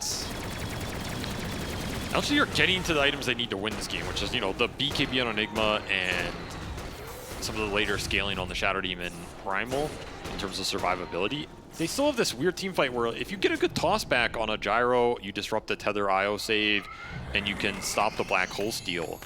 That fight can still look good for you because these IO gyro lineups rely on the gyro being alive to deal the damage, which TA2000 is dealing a crap ton of damage right now. He just hit Daedalus Titan Sliver plus that level 20 talent. So the damage ramp for gyro just went up significantly here in the last minute. My concern for that is that Malik seems to have a very good understanding of that being their only play and how to be able to counter it, right? As long as he's able to blink in after the gyrocopter, hit an arena that blocks out the TB's damage, or just stand there with Bulwark and soak some of the damage, that'll give Omar enough time and TA2000 enough time to, you know, link up again. And I was expecting Satanic eventually for him, but it seems like that's not on the list here, which I'm a little bit surprised. Oh, there we go. Okay, he's good. I mean, he's been debating the order here. I think this order has been fine. I don't think you need the survivability early on. In fact, I think that's one of the ways you can throw these out gyro games. You go for like the Satanic second or third, and if you lose that fight, then you're really screwed. Sure, your damage output is like really is a little bit subpar at that point. Planet gonna be hit by the God's Rebuke, spear back down before he could blink away. Good catch. Look at that crit. Is this also one of the... You also have to gear up to fight the Terrorblade at some point. And IO Gyro is, from a theory standpoint, very good versus the Terrorblade. You're a lot of mixed hybrid damage. You have some extra magical burst for him. You can stand there and fight with Satanic later. You have this IO to buff you up. And the reflection isn't amazing. Like, getting in a Gyro to hit himself is solid, but it's not, you know, it's not like these crazy Agi matchups. Particularly Gyro Butterfly. Right. So this timing right now is where TA2000, you finish this Satanic here in the next minute, you're going to be pretty much stocked up and ready to just take this Terrorblade head on. Yeah, that and that's Satanic, and then second Roshan, I feel like that is Quest's endgame scenario there. They're gearing up for it, which means if you're LGD, you need as much firepower as you can right now. You probably need to contest a fight before you let Quest get to that point. This smoke, designed to accomplish that task. They want a good toss back into the black hole. You have to remember, New does not have Blink on this Enigma. So you really want to displace heroes into the Primal and the Enigma right now, not have them chase into the fight. That'll make it harder for the Rubik to be able to get good steals without getting caught by Nothing to Say or Planet. And you could end up a scenario where you toss a good core and you kill him on LGD, and even if Kaori gets that black hole, the damage has been done. And then you can play around it. So the tossback is really what LGD need right now. It's all on Planet here. They're giving him the wards, they're letting him go in first. That is their last obs on that hill. Quest not up far enough to get punished by it. Instead, they're just holding the high ground. And now you're kind of stuck if you're LGD because you have a couple more smokes here. You just can't get vision up on the hill. They're sitting there going, you know, they want to be able to fight around this ward, but they have to go for it because they've got the scan. They know they're in the pit. They could be doing Roshan right now. Do you blind jump this hill if you're Planet? You might have to. Yeah, Planet. Let's see what he does. His smoke is going to break. Is he going to jump in? No, he Glimmer Cape's back. He tries to get some vision. Shadow Poison goes out. They spot TA2000 with the illusion. That's one of those plays, like maybe you get him, maybe you don't. Yeah. They're also, I think, waiting for this butterfly on Shiro. He was 50 gold off. That quarterstaff is flying out right now. TA2000 really putting himself very far forward here. This is dangerous for Quest. You have to respect the tossback here. It's not a guarantee that this reload save goes off. You do have Shiva's Malik is now going to lead the charge. His smoke breaks. He blinks in. Blind God's Rebuke misses that one, but they spot you. You pops BKB, thinks about the black hole, but doesn't go for it yet. Shiro's going to turn his damage back around. They go for the gyrocopter, pull Bryce, but look at TA2000 shredding through these heroes. Sunder. Shiro can't even get off a Sunder on anybody. That fight, not even close. The damage output difference between the two carries is something that PSG.LGD cannot surmount. TA2000 just overwhelmed Shiro there. Even with the butterfly finished on Terrorblade, it did not look remotely close. Even with a failed jump from Malik, They still find you at the start, and this is good enough. I think he has one chance to black hole there, but he knows it's going to get stolen. Yep. That's just an impossible decision to make. It's going to do more harm than good. Yep, and the flak is just cleaning everybody up here. TA2000 gets to sit on top of Terrorblade and hit everybody. The dream, and they even find the Enigma at the end. The aggressive jump working out here, and it was some clutch items being finished for Quest that allowed Oh, that. toss back inside the base with the pulverize. There's a pickoff that just might save a bit of this game for PSG.LGD. But Ghost Scepter tried for it, but no. They will lose the lane of barracks, but I think that pickoff will prevent Quest from going for more. Now, they'll still go back into Roshan. That was a value kill. That's a 1,500 gold kill. You made it by Ghost Scepter. That is true, yeah. So he lost another 800 because he doesn't want to slot this in. A nice heads-up cheeky play. Unfortunately, he's versus Shadow Demon who purged it. I mean, imagine if they felt the confidence go smoke. They didn't use Black Hole. Like, I guess Meta's on cooldown. Oh, no, they're going to be caught with the relocate. He has Hole here, though. He does have Black Hole. They can't get the Rubik here. They're all going to be caught inside the Black Hole. Now the Pulverize holding in the Storm Sphere, but the Gyrocopter is still uncontested. Can they beat up TA2000? The reload on the side. in two. The relocate back it away. Got broken. TA2000, he broke the tether, but it doesn't matter. The Thunder goes off. Can TA2000? Oh, the counter Thunder out from Kaori. Plus the Satanic keeping him alive for now. He's going to be able to run through all of these LGD heroes. I don't think, oh, the toss up in the air, maybe he can. He cannot finish off a single one of these heroes. They're all on like a 10th HP, but it's not quite enough. Unbelievable. That fight is so damn close to just being a game ender. Somehow LGD pull it out with an amazing clutch Sunder running out on that BKB. Even with the turnaround, Shiro's able to stay alive. And somehow that tether got broken. I don't know if Omar walked out of range or he canceled at the very end because he did not get snapped by the Tiny. Still, I mean, if he made the call, if TA2000 or him made the call that they could fight, yeah, maybe he made the call to leave him because it looked pretty good for him. It was looking good. This is just a fight where you look at that green dot on the minimap. Kaori shows up at the end. He's not there to get the black hole. He was like, okay, I guess I'll take 3. Stolen Sunder was pretty damn good to refresh his gyro here. Yeah, it's imagine just too if much he finished at the end. off the Terrorblade and that Sunder doesn't get off. And this halberd. This halberd has been very valuable in the fights from NTS. That's what prevents this gyro finishing anybody off there at the end. They're all crazy low. Man, what a clutch And Roshan team fight. is actually going to go to PSG.LGD now. Yeah, they're going to get it here. That was a big fight to throw from Quest. You're giving are they? Some hope here. Noob. Oh, he He's has going to double try and damage. zip in with the Shivas. He's going to go for it, see if he can fight. Immediately going to be pulverized. Malk is going to be able to get the spear onto 2. Roshan's low. Roshan, nothing to say. Can they finish it off? Can they get the Aegis? He's trying to jump himself away, but that does mean the spoils will go over to Quest. He's still going to be grabbed. Looks like they should still be able to hunt down. Nothing to say. No problem here. He cannot get out. Noob, great jump in with his double damage Shivas. Man, right as you think PSG.LGD have somehow caught a break. There are no breaks versus a top-tier team. They'll get Kaori for 1,000 gold. And will be Planet's Life, however. I guess that's worth. He did end up forcing the Aegis onto the Mars, so it's still a very minor victory here for LGD if you can count at that. I mean, it's not on the gyro. And your black hole is coming up in 10 seconds. Probably lose a lane here, then you're going to get a good team fight. And Quest, they're going to jump anything they see. Hex finished for Noob. And now you have Aegis on the Mars. So your 2 jumpers, they're very happy to just go in. Of course, Cheese on the IO, I guess, makes up for the fact you don't have Aegis on the Gyrocopter, so it is effectively the same thing. Now, remember, Planet traded his life for Kaori. It does mean that you could potentially get a black hole. Yes, his black hole is free right now. And he has Blink on you. So Blink BKB Black Hole is up here. No cancel for Quest. You cannot clump. You just have to hide the IO and play off that Cheese heal. And Midnight Pulse plus Reflection. No joke right now.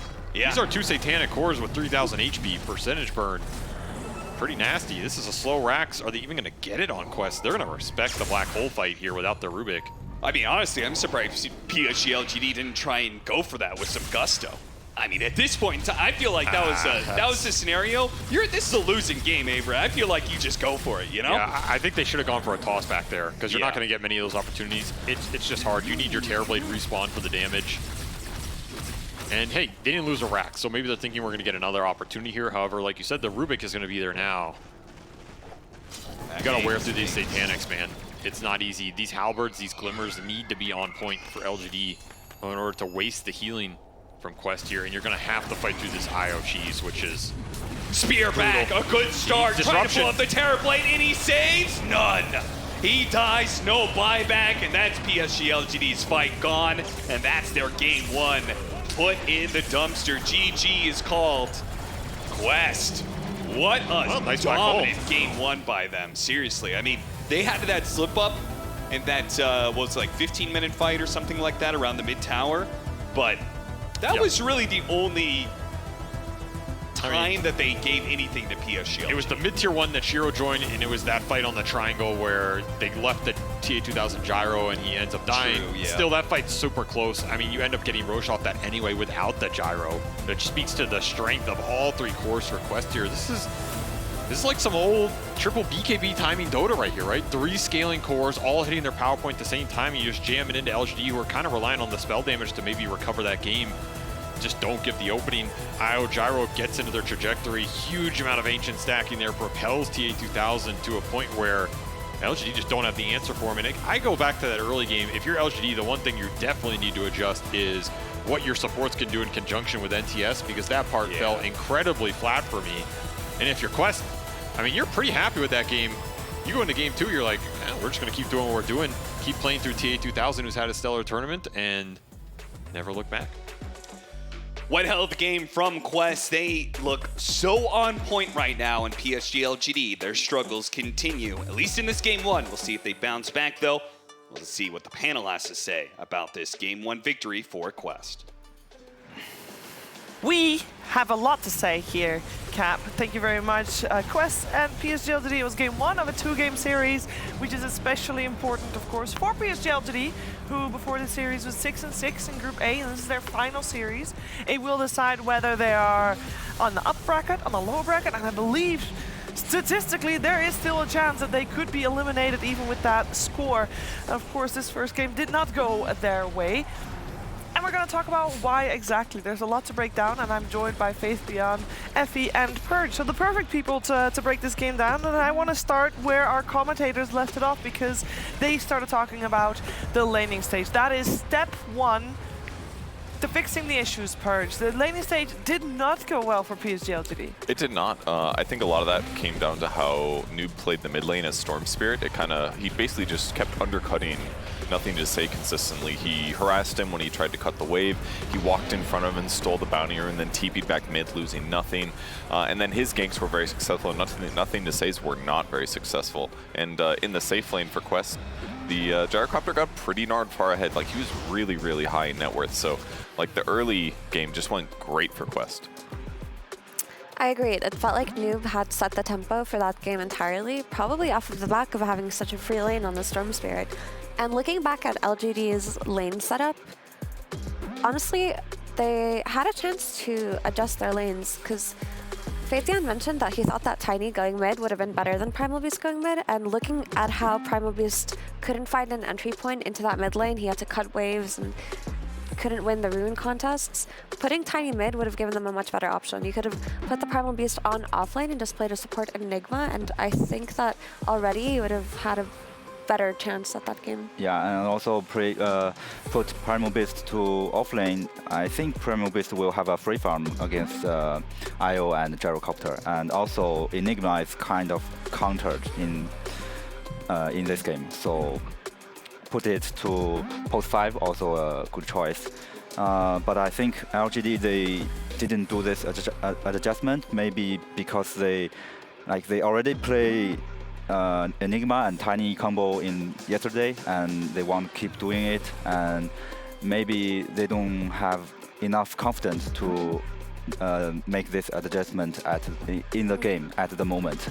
But I think if you want achieve to championship, you have to have this kind of confidence. Yeah, you have to be ready to do these last-minute flexes in your draft, because teams have something cooking. Because if you're picking Enigma into IO and Rubik, that's already very confident. And I appreciate that confidence, but I think a little bit of versatility would have helped them a lot that game. With that being said, Quest played a really great game. I mean, the steals from Rubik were on point. The stacks that they made for Gyro was always topping the net worth. Noob played a great game, and Omar's Omar, so... And you said confidence to flex as well, and that's what Quest did. They swapped their roles. Omar's played Rubik 15 times this tournament. He's like, yeah, I'm going to play Io this game, and he just didn't die. So like they clearly have the confidence themselves. Yeah, and it is so crazy. Corey on his Rubik. We have an STC play that highlights partially his Rubik play, but overall, I mean, the whole team fight was great coming out of Quest. Let's analyze this one because it was a relatively obvious Roshan timing Faith Beyond. So Quest coming in is not a surprise, but they were able to make it look so easy this fight. Yeah, I think this is because draft. Like we can see, Mars already failed the first spear, and actually LGD have a pretty good position here, but it's just too hard. You can't cast Black Hole and you can't fight against Mars and Gerald Coulter. It's just you have no way to win this team fight. I think the read on it, which is a very fair read, which probably 99% of teams would have also had, is that we just got Roshan. We have meta up. We got a toss back on a hero. This is our fight. We can take this fight. But I think Quest just brute forced them because even though LGD got that Roche, they were still leading in net worth on the side of Quest. That gyro was so farmed from the start of the game until the very end.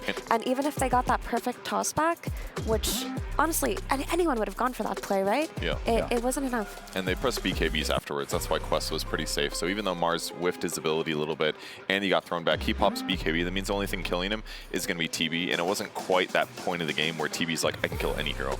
Yeah.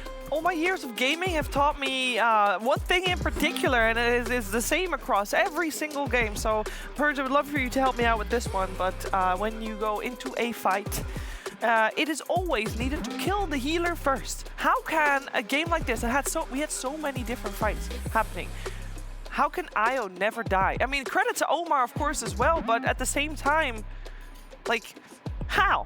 That's what happens when one of your cores is an Enigma, basically. Primal Beast can hypothetically hit a backlane too, but he isn't really that good at like completely blowing up one single target. He's more AoE damage. A hero like Storm Spirit, much better. He can go exactly where he wants, do single target damage. So offlaner couldn't do it, mid couldn't do it. Tiny is aiming to do a toss back, 600 damage, that's his contribution. They just didn't have the heroes for it, so killing Io just wasn't really in the cards unless he messed up. Also, I have a cool stat for you guys. I was checking out, because during the last drafting phase, production had something really cool. They had Rubik's total wins and losses. So Rubik has been picked 83 times in this tournament with a total win rate percentage of 48%. But Quest have played Rubik 17 times, and they're, with the exception of this game, their win rate is about 70%. So they're really lifting up this Rubik win rate so high. This is such a good Rubik team. I don't think you can get away with giving it away. I mean, it's first pick as well. So it's like, you really want to spend a ban on Rubik? That is nearly unheard of. So I'm very curious to see what's going to happen, of course, in that second game. But we need to wait for that a little bit. Let's first get us updated on all the games, because there's 4 series going on at the same time.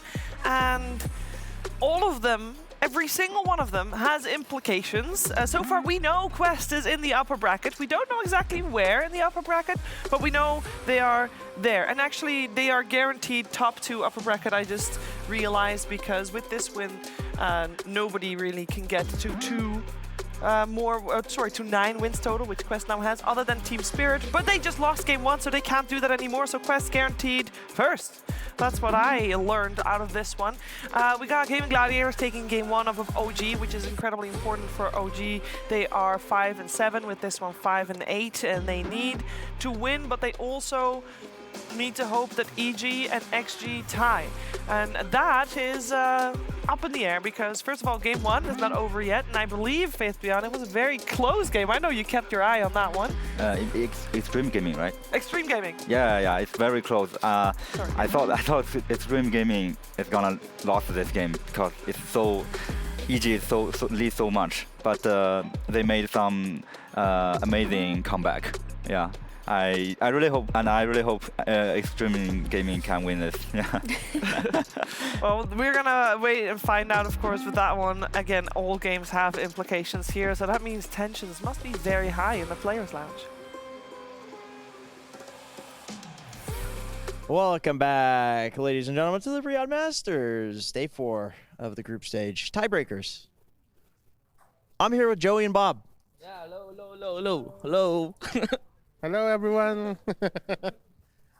And I got some questions. Why are SEA Dota players so mean to each other? Because we treat each other as family, that's why. That makes sense. My family is very mean to me. That is definitely true. Who do you think is going to win the entire tournament? Joey? I think Gaimin. GG. Okay, now what's the real answer, Bob? Talon Esports #1, C-Pride #1. That's right, ladies and gentlemen. Talon Esports, C-Pride. I actually said Talon as well. Can you confirm that I said that when you asked me off camera? Jankin said that before this interview. Same prediction. Bob, how did it feel to win that 1v1? Not good, but it's kind of sad because we didn't go to group stage, but it's fine. At least I won 1v1. You proved that you're the best at the 1v1, and it's your team's fault. Yeah. My part teammate is stupid, I think.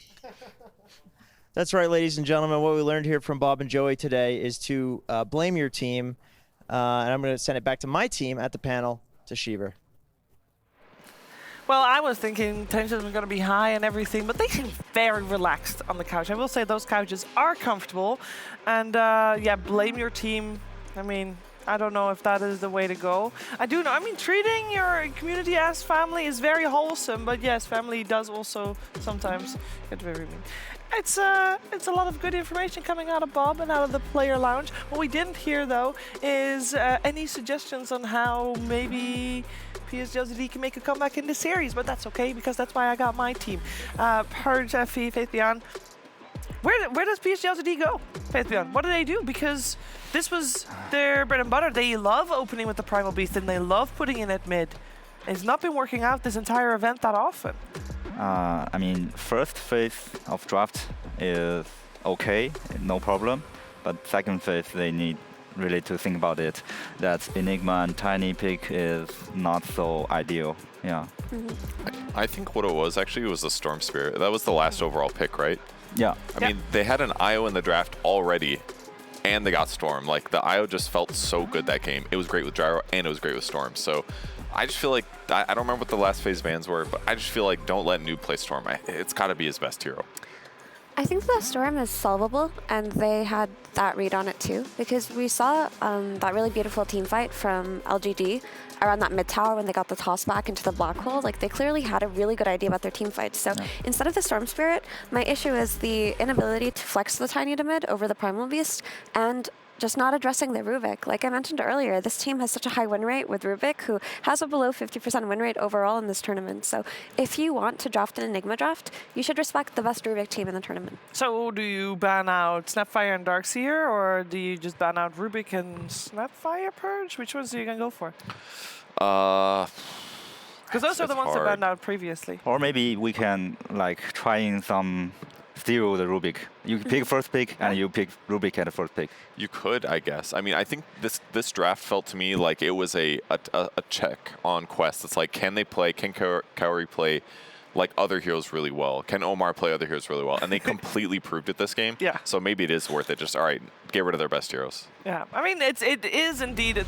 Sounds like the draft was the main issue here for PSG.LGD, which means it's all going to come down to Zhao 8. A lot of pressure on him again. This team is not doing bad. They are 6 and 7 right now in the group stages with that previous loss included, which is still the middle of the pack. This team just wanted to be ahead of the middle of the pack. Oh. Well, they're going to find a different answer this time around, regardless. So we still got the Rubik. We know it's now flexed between Omar and Kaori. We'll see how it goes. And actually, it's Quest that goes for the Primal Beast. Enigma and Timbersaw being removed from the pool. Undying and Snapfire removed on the side of PSG.LGD. And that means the Darkseer is still in. That means the Pango and the Keeper of Light come in on first two for PSG.LGD. Is this a better opening, Effie?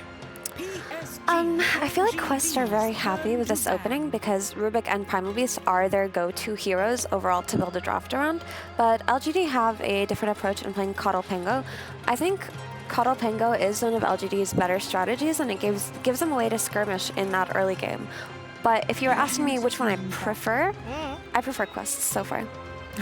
That high win rate on the Rubik, I don't think it comes as a big surprise. I mean, did you see the win rate on the Pangos? 8 and 16.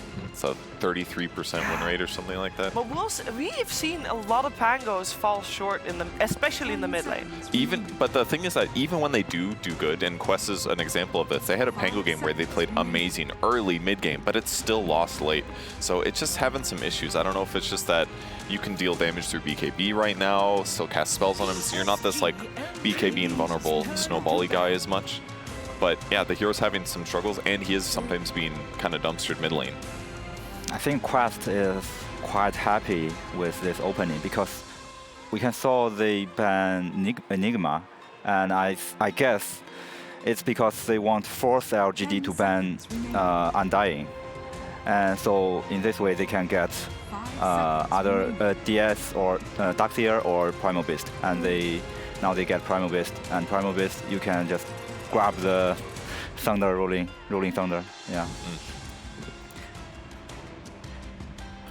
So you're saying that by banning Enigma, it's not that they respected the power that it gave, but they wanted to leave a ban open. Yeah, they want to let more hero loose, come out, and they want to force you ban Undying. That's very interesting because I was looking at this Enigma and I wondered if they just thought that Enigma's potential anyway in the mid game was so strong, but yeah, that's a really good perspective. They did not ban Bloodseeker, by the way, so that means Quest can take it if they want to. It's almost always the first ban when you pick a Pango in the first phase, so and worried also, about other stuff instead. Yeah. Also, right now, Bloodseeker is a very common carry hero anyway.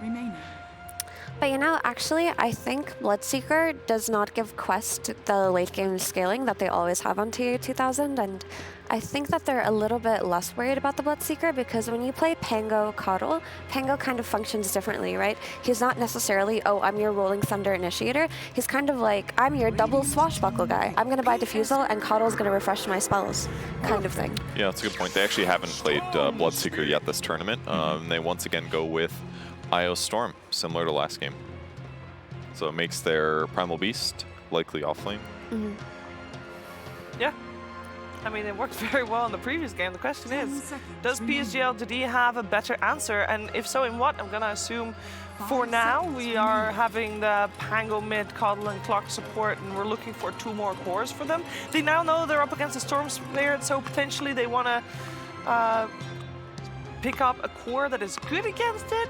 But which core can you pick that is good against it? It's quite hard to counter this Storm right now because you already pick your mid laner. Yeah. And you're looking for, so you're looking for the Sable, maybe a Silence? Yeah, you already have your 2 supports as well, and none of your supports really have that kind of way to catch Storm. Like, you do have Hookshot into a Cogs pushback, but that is not good enough. I mean, typically, you address Storm with something like a Lion Hex or maybe even a Faceless Void from your safe lane, but unfortunately for LGD, they ban it out themselves. Limited options available. They need some like offlaner that counters it. What about like Doom or something like that? What about like an Axe? Or the Wind Ranger. Even this Shackles again. We see Wind Ranger picked up quite a few times against IO combinations because you can. Well, lining up the Shackle is a little bit easier when there's already a tether aiming you, guiding you where to go. But they are putting put Pango to offlaner right now, I guess. Yeah. Looks that way. We've seen Wind Ranger played carry a couple times, but it never worked out. So I don't think that that's a thing at Riyadh Masters so far, anyway. But you know, if they do want to put Wind Ranger as a carry, I don't think it's that bad because she has a way to escape from harm's way with Windrun versus Primal Beast. But the issue with her as a carry is she doesn't threaten this Primal who came out in the very first phase. I think they've only played it once so far, and it was nothing to say who played it mid Wind Ranger. They did win. So yeah, maybe more likely it's Pango offlane. But they it feels like a bunch of kind of weird options, for sure. But it makes some sense because Pango and Koto is a good combo on lane also. You can just push lanes. That's true. That is true. It should make it a lot better, yeah. Both teams looking for hard carries, though. That's going to mean by the end of the draft here, there's not going to be the best picks left, most likely. Although TB's still in. Sounds crazy, but what about Anti-Mage? I mean, they did play it yesterday, and I mean, I believe they won with it, and it may sacrifice your mid-game fighting potential, but there is a good target in Storm Spirit for the Mana Void. It can also blink out of harm's way from the Rubik Primal Beast lane, but maybe you get run over too quickly if you do go for Anti-Mage here. They don't have very much beef on their team either. There's maybe a one downside, and it might be a little squishy. Kind of works though. You can be frontliney. What do you think is LGD's best shot here, Faithbian? LGD's carry? Yeah. They are last pick, so they have to watch Quest pick first. But do you think a farming carry or an early fighting carry would be better for LGD right now? Farming carry. They need a hard carry. Whoa. Okay. Muerta! Well, she hasn't seen a lot of daylight so far in Riyadh Masters. We saw the record just now 2 times. Picked a 1-2-1 record. Let's see the tiebreaker here. That's cool. Yeah, I mean, a lot of magic damage basically. Once she gets like an MKB, I mean, she'll go Maelstrom for sure. So she'll have some Wind Ranger cut through stuff. But I wonder if she could just kill Pango through his roll. Yeah, when this hero just come out, players usually pick it for against Pango and TB. Maybe she can just kill Pango in Rolling Thunder, but I think she is quite slow. She needs too much item, too much farm. I think she's a potential deny pick for the Terrorblade, because and maybe they're trying something here, because Muerta in theory is a very cool hero with Io because she benefits greatly from the overcharge. She doesn't lack for damage, but she does lack for the ability to output that damage. So Io puts her in a position where she can kind of stand her ground a little better versus this Clockwork and Pango. Her AoE silence is really good too against all these LGD heroes. So if she can catch people in the silence and be overcharged by the Io, I mean, she is Gyro-esque in what she provides damage-wise. She does a lot of DPS with her passive, just getting that extra attack in. I mean, I still like Anti-Mage, even though Muerta comes out, but it's just such a risk. Okay. 1 in 3. It did look good when we saw it yesterday in one of the games. I think it lost, maybe. Is it EG's game? Yes, I believe so. Pakaz got like insanely far ahead, and then he just kind of died too much. But it could work. Certainly. I mean, you go magic immune basically, so you'll take less damage from Muerta. You can save your allies when they get gone on by either Primal Beast or Storm. Yeah, but you have Primal Beast, right? Like, he can just pulverize you through your rage. I don't know if this is their best option here. I'm trying to think, like, maybe they want to make some cool infest plays with the Pangolier and try to get on top of all of these heroes, take the fights before Quest brings it to you. But in terms of late game security that LGD loves to give Shiro, I don't feel like Lifestealer provides you the same as something like a Terrorblade or Anti-Mage, or even a Monkey King in this situation would have given you. Seems like they might have drafted themselves in a corner a little bit there, Faithbian. Yeah, I think at that pick, maybe no much hero you can choose. Like Anti-Mage, you will have a very hard laning stage. So. But I can still see some chance with this Lifestealer, yeah. But I'm kind of worried about it. So what needs to go right for Lifestealer to actually do well? I think they just no catch on Muerta. Okay. Yeah. So they just need to kill Muerta a couple times without having a good way to deal with it. Purge, final thoughts on the draft? Yeah, I hope when they do catch Muerta, she doesn't press her ulti, because then Lifestealer just can't hit her. That would be a problem.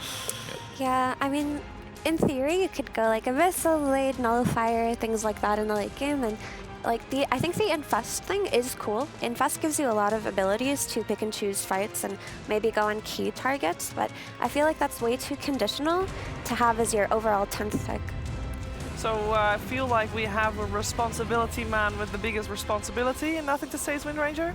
Yeah, and of course in the last pick, Shiro hero. Like, it's doable, but I feel like they have to play so much better than Quest to win this game.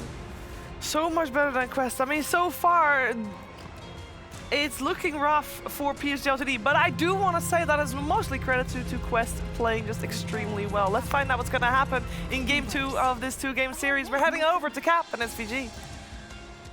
Some questionable carry picks, perhaps. It seems our panel is left with some question marks. Is this going to be a good Muerta game? Is the Lifestealer an appropriate response to a carry Muerta? Avery, what are your thoughts? Yes and yes. Okay. Got it. He did the finger guns thing, unless you... I don't know why. There's no camera in here. Yes, there's no camera in our closet that you just finger gun, so good job. I think they can tell at home that I finger gun. I think you vastly overestimate how close the viewers listen to the garbage that we spew in our cast. Given the fact that they didn't even know we couldn't see the TV screen the other day. That just says how well we did, if anything. I took that as a compliment. No, it just meant that there was no drop in quality. Exactly. We're just that damn good. TA2000 is going to be caught by a beautiful pushback there from Planet. Unfortunately for PSG.LGD, Kiari is there to tether and tank some of the damage. So they are going to be able to lose some, cost them some regen and stuff. But pretty sad. No they don't kills. get that first blood. Even finding it there would have been a little morale boost after that first game. They have to win this the hard way if LGD wants to remain in this tournament, or at least control their fate a bit. This is a hard draft to execute, honestly. It's one of those Coddle drafts where if the Coddle, Pango, Wind Ranger get rolling with Clockwork cooking in and setting the damage up, it could be really powerful in the skirmishes. It's just a lot of little spells that are kind of finicky, and you have to line up and hit and execute really well. And if Quest are just tanky enough where they get to BKBs, then you kind of run into a little trouble. I feel like this is a similar setup to Game 1. If you let Quest get their items, I don't think you're fighting them in the straight man-up engagements. So if you can build some momentum here with LGD, maybe you can run them over a bit on the map, take some space away, particularly Muerta, because this hero is a very peculiar hero in a lot of ways. I was going to say, you were talking about how it's a difficult draft to be able to execute. I feel like Muerta is a difficult carry to execute. Absolutely. Seeing from her win percentage, or maybe loss percentage is a better misnomer for it, as she's lost a lot of games ever since they took away that bug where she was doing full damage through BKB. Yeah, the bug, quote unquote. I think Muerta is the hardest carry to execute in Dota currently from a technical standpoint. A lot needs to go right for a hero. You need a player who's very confident on it, which honestly I don't feel a lot of carry players have played this hero too much. It's just not been strong enough that they've spammed it, and the ones who have, like who's a signature Muerta player, right? We just haven't seen it enough. So that's one problem. The hero needs to gap close. She needs to hit during her ulti. When she doesn't, her damage falls off considerably, which means she's very kiteable. She's like a mini magical Terrorblade, except instead of meta lasting for long enough, you can go in and out of the fight. It lasts for like 6 seconds. Yeah. It means you need to get a lot done, and you need to make her spells count, unless you get to the ultra late game where you have refreshers and all of that nonsense. Now, the one thing this hero does give you is insane burst damage, and she does it through a lot of defensive mechanisms that normally would protect heroes she just doesn't care about. However, spell immunity, she does care about. Yes, and Lifestealer has that built in. So much so that it's pretty much the same duration as Pierce the Veil. Exactly. So that's what this pick is doing for LGD. They get a hero in the Lifestealer that can lane and, in theory, combat the Primal Beast a bit, and then it has a good matchup versus her in the strict one-on-one where you pop your ult, I pop Rage or Infest, and I'll see you in 5 seconds. Yeah, who cares about hitting Muerta if she just doesn't do anything during her ultimate? Hey, longer drawn out fights are better for you anyway. And later in the game, you can build Nullifier. It's a great item for a Lifestealer naturally, and even better if there's Muerta on the enemy team. I think in theory this matchup can be very good for Lifestealer. It's just a question of can you get there and actually get those types of interactions going in the team fight, Because Lifestealer's also a hero that can get kited out very easily. You can buy 4 staves versus this hero, you can buy Ghost Scepters, Halberds, whatever, right? And then you cut out his rage and then he feels bad. It's a very similar setup, so it might come down to which lineup can itemize utility and play around these carries better in terms of mitigating their damage in the intervals that they have to output it here. Damn, do I think Muerta is a cool hero, though. She is cool. I will agree with that. This is one of the coolest heroes we've seen in a long time. It's just sad she's not a little bit stronger, so we get to see her played more. Yeah, that actually convinces me that she's mega trash. Because because a cool hero, people will naturally want to play, right? Cool hero, fun to play. All right, I'm gonna play a bunch of it. But if she's so trash that people can't, even though she's cool, they don't want to play her. As you said, we don't have signature Muerta players. Why? Because Muerta hasn't been good enough for people to actually spam it very often. They play it in pubs. They played it in the patch initially, but over the last like few months, she's been seen very, very little. She'll get some tweaks in the future, I'm sure of it. Still, it is viable, and you have to respect what this hero can do in some of those later fights. And that is what Quest are going to try and build up for. This is another lineup similar to the first game where they don't really have natural aura buys here. It's an IO lineup. You're going to use the IO for it to sustain and just going with 3 cores that might all end up with BKB at a certain point. That is something LGD can try and abuse a bit more with their single target focus between the Pangolin, Lifestealer, and Wind Ranger. These heroes don't care as much about the BKB timing, I think, as their lineup did last game, where it just shut down a lot of NTS's damage. Now you can still go in with the focus fire. You can waste through some with your Rage and Rolling Thunder on your own side. I think LGD are a bit more confident in these mid-game fights, particularly since this game is going better for them on the lanes. Like, just straight up, I mean, NTS is not 0-4, so improvement. That is very true, yeah. And he is playing a hero that is going to have less pressure on him to, like, make moves early. Wind Ranger is naturally going to scale a bit better. Primal Beast feels like you got to get a lot done early. One of the things I said is they need to go into this game, too, with a bit higher synergy in terms of damage and kill options between their supports and the mid, but also the mid and off lane. Yeah. I think they have that this draft as opposed to the last one. I mean, this trading it looks cute, but it's not really accomplishing much as a lot of these lanes, there's not much kill threat early. It comes online later. What, so you like the Clockwork Wind Ranger interactions, I imagine? I think it's fine. I don't think it's anything crazy. It's good enough, right? I mean, I like the Clock Coddle behind the Pango Wind Ranger more this game than I like Tiny Shadow Demon behind Enigma Prime. Yeah. I don't know what the hell you're doing that game, right, in the first 15 minutes. I don't think LGD knew, and I guess that's true because nothing got done. So, I mean, sometimes getting a better draft is just something that isn't worse, you know what I'm saying? That sounds pretty toxic, but I didn't mean it. It sounded better in my head. Sometimes when the I said better it, draft is just not drafting even shittier, Jiao Wei. How about that? That's not what I meant. It's just, you know, just do a couple little things so you we're going to be caught kills. before he can get his level 6. Big push in. And yes, the support rotations synergize nicely with nothing to say. Looks like they might lose. Why You Smile is, yeah, the Blood Grenade will help finish him off there. But obviously worth the exchange as the Storms here misses out on a ton of CS. And critically still not going to be level 6 even as he comes back in, maybe? Unless Kiori can maybe save a creep or two for him. Yeah, he was trying to drag the aggro up a bit. Oh, he doesn't have TP. Yeah, he doesn't. Oh god, that's even worse. So he missed a lot of XP, missed the power rune, which gets taken by the Rubik, so at least you deny it from NTS, but that is half of a tier 1 gone off that catapult. Perfect timing for LGD to make that move. And that is what I was trying to say without sounding incredibly toxic is at least these little options exist for LGD, so if they're in a position to take advantage of it, which they are this game because the lanes are going better, they have all 3 top net worths, you can just capitalize on some of these small mistakes, right? Instead of the other way around. And that just builds momentum in a game. It's already LGD in a much better position, and now we're going to see if they can ramp up the pressure, because I do think the Coddle Clock with the levels that they have, which are not too bad right now, level 4 on Y. Getting Huerta. Big pickup, and TA2000 does honestly look to be a little bit, I don't know how many, I'm going to check this out. How many Huerta games has he played? Because he has missed a lot of those fear shots. Not that it would have saved him there. He was 100% dead. Rolling Thunder probably would have crushed him no matter what, but I'm just noticing that he's missed a lot of those so far.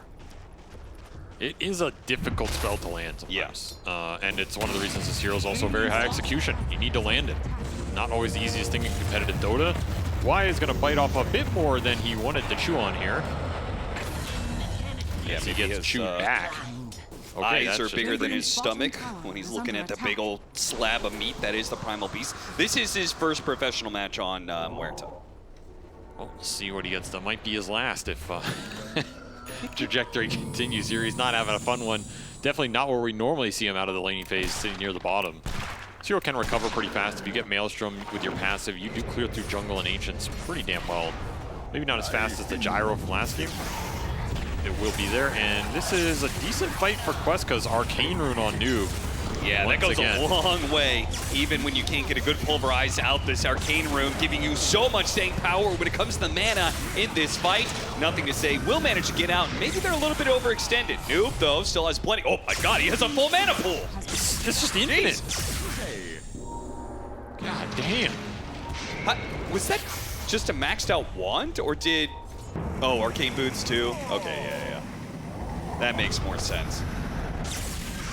Arcane on the double tether on the Arcane Rune. This Rolling Thunder is going to try and latch on something, and they just have enough damage. Even Shiro showing up. Yeah, they're going to chase down Malik too.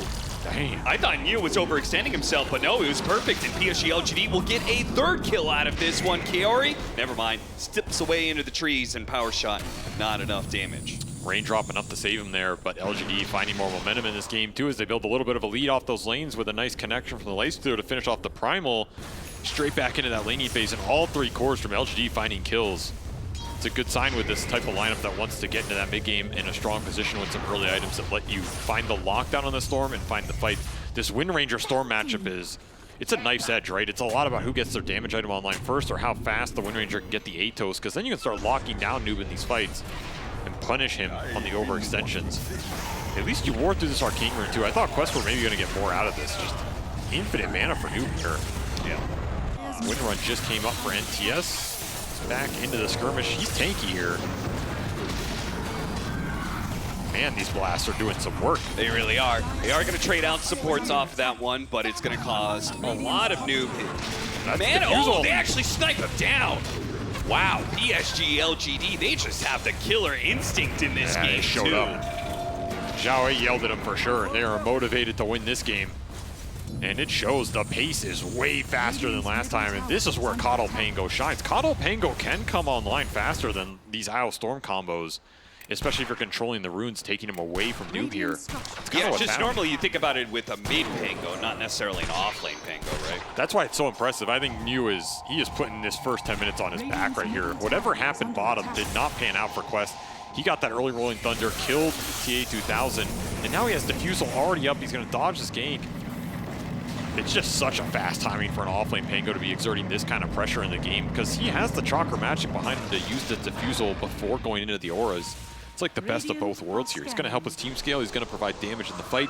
Extra mana burn is also value this game versus the Storm, the Muerta, and the Primal. None of these heroes really like getting their mana pools burnt in the middle of a fight. Their spells are incredibly important at outputting the damage. And a quick little smoke from LGD, gonna try and find Noob with a shackle. They get it. Relocate, attempted here, Noob. Maybe did need it, maybe didn't. Either way, it means that Noob can go somewhere else around the map while PSG.LGD have to stick around to kill the IO. That'll be Atos finish for NTS as well. So very good timing here. He's almost 1.5k ahead of the Storm Spirit. This is going to be a really large window where this Atos and Shackle are going to be able to punish the overextensions from the Storm.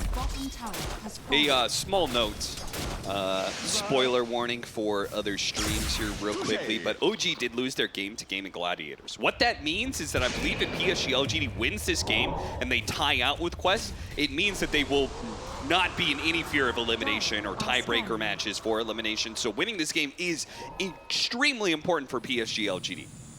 So they're running this tournament, right?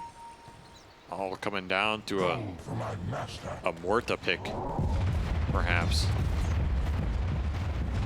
It does even leave the possibility of them sneaking into upper bracket as well, depending on, again, some of the other matches. Whoa. Wait a minute. Yeah. Sneak. Who has ever snuck into an upper bracket? You get an upper bracket, you deserve to be in upper bracket. Who the hell's sneaking into these? Well, there are some teams that, you know, go to TI and top out their group, and then. I'm sorry. That one was a little mean. Okay. First off, for all of you at home, he's referencing when VGJ Storm topped their group at TI8. First thing about that is, number one, we did not sneak in there, okay? No, you guys did very good. We snuck out of the tournament. We snuck out of the tournament. We did not sneak in. There's a You difference. guys snuck to the airport without anybody That's noticing. exactly right. If there's one thing NA Dota is good at, it's sneaking to the airport. Nobody notices. We just slip out in the night. I'm like, wait a minute, there's no NA teams left in the tournament. But I stand by my point. If you're in the upper bracket, you deserve to be there. Fair enough. Absolutely. 4,000 net worth lead for PSG.LGD, though we've got some big ancients. Oh, this is a little deep. There's a hook shot. You have nothing to say. I wasn't sure if they should go for this one or not, but Why You Smile says go, go, go.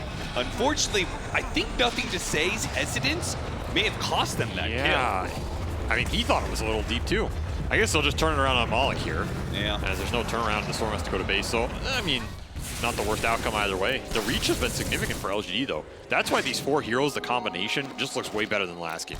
Because they're all lining up on the range that they can go in and combine spells. Like you hook shot into a cog, into a power shot, into a Coddle Blast, into a swashbuckle. That's so much damn poke. You might just be dead off it. Nice little ancient steal here. That was sick. They took the Wisdom Rune, took the ancient stack, or at least very most of it.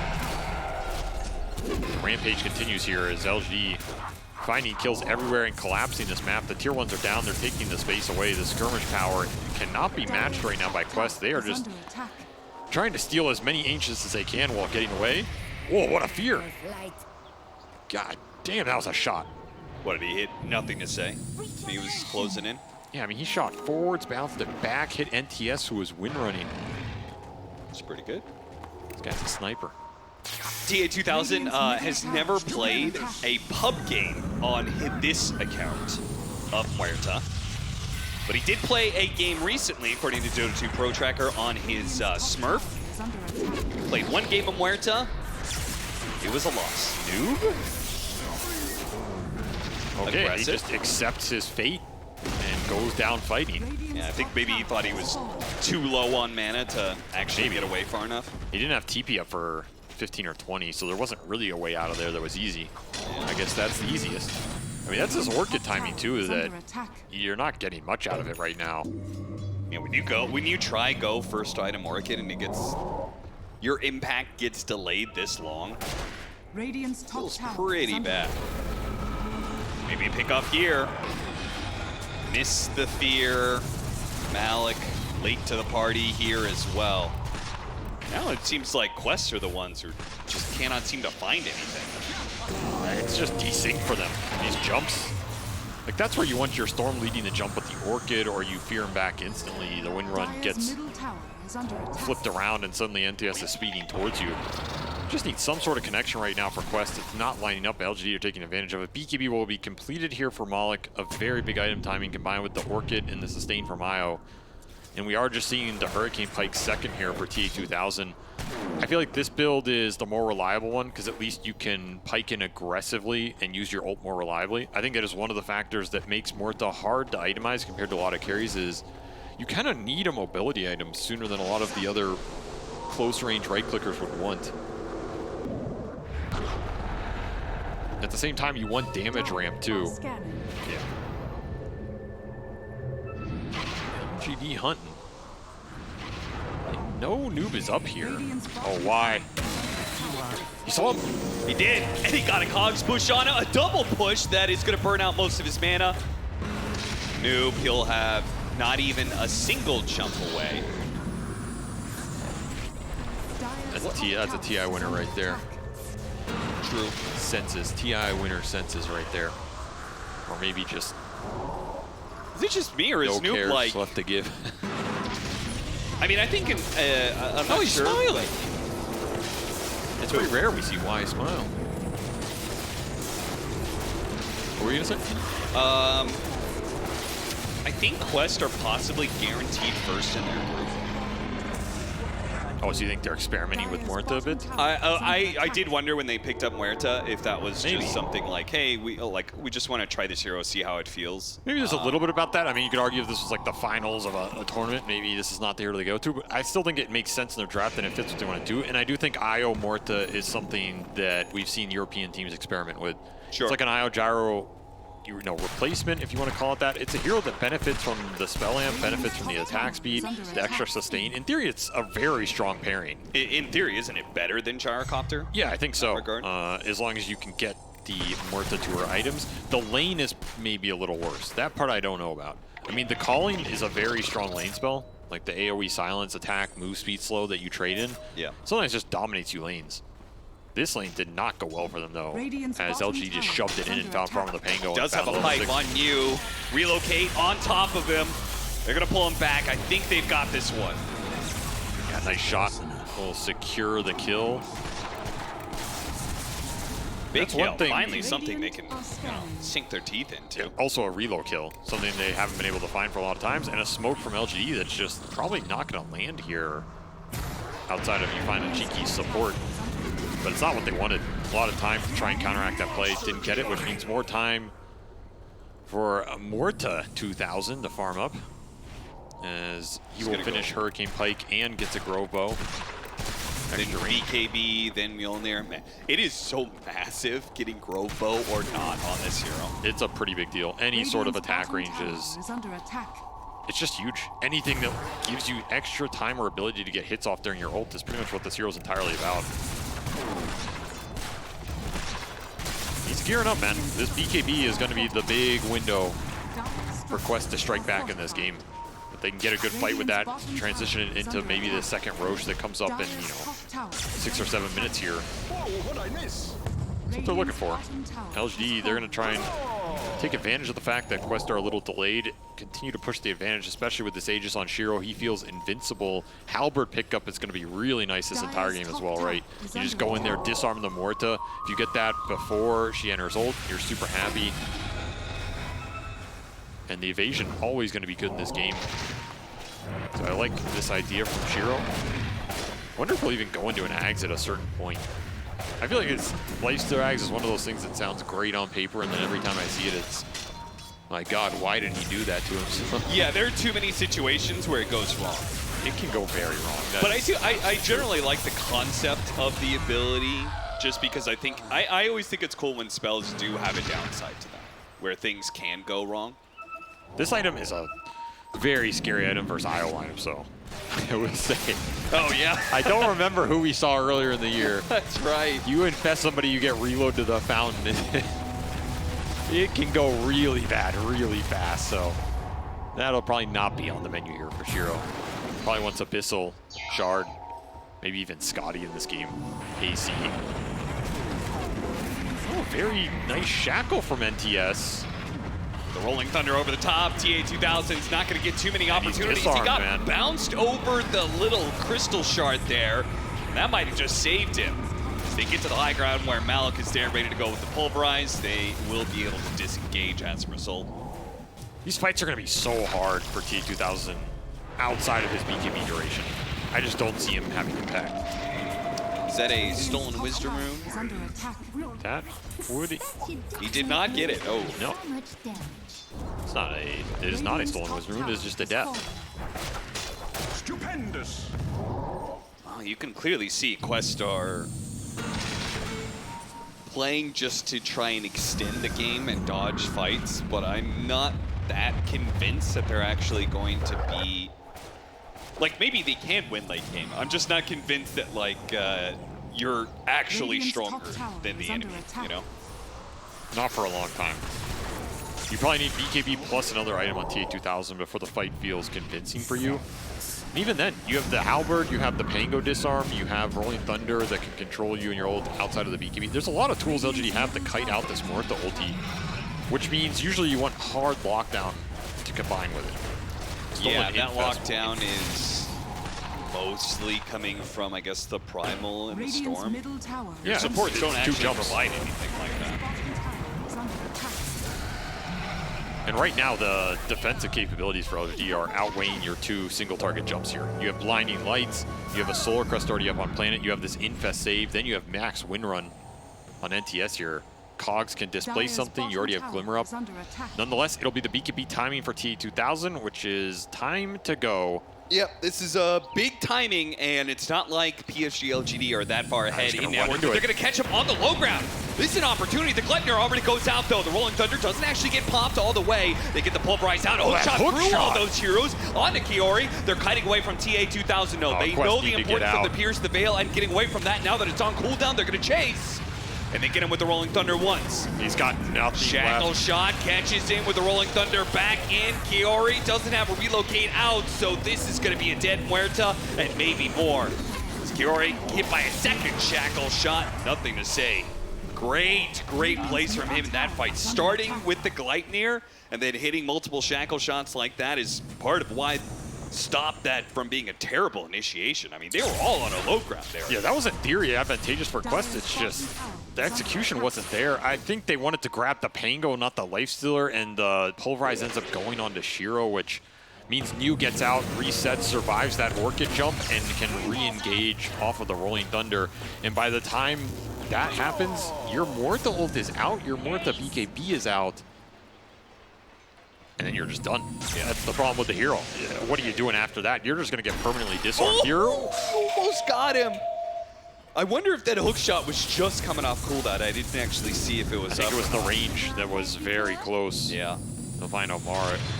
And NTS has really just popped off this game. 11-0 on top of New. These are the two cores for LGD that really control the pace of the game. Uh-oh, out of mana.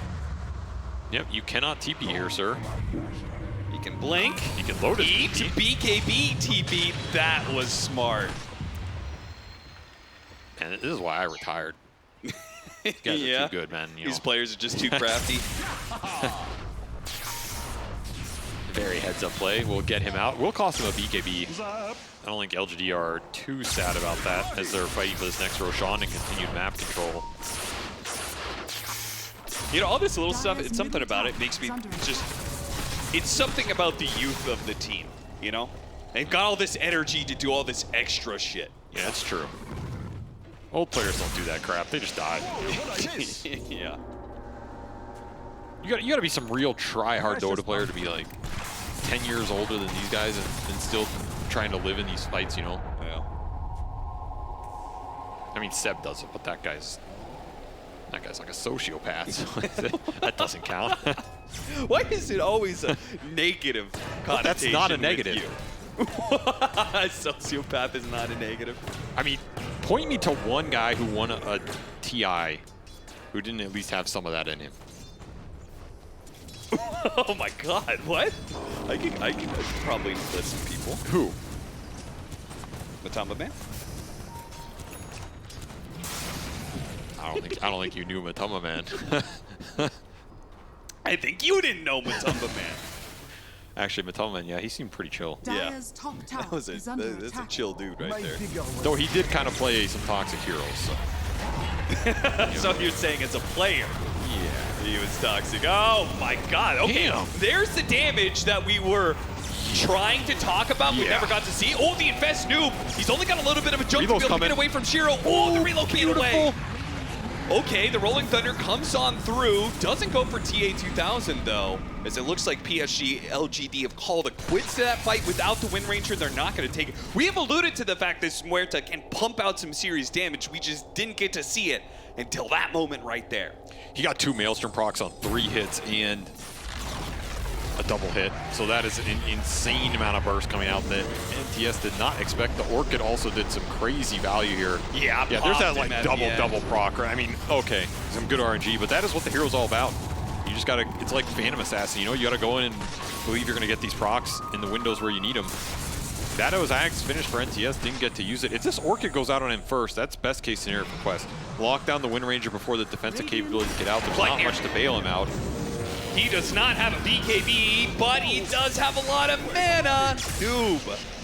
He has been playing it on the edge got a courier very aggressively in this game, and it pays off once again for him. That was the Lincolns for New. That's a big snipe.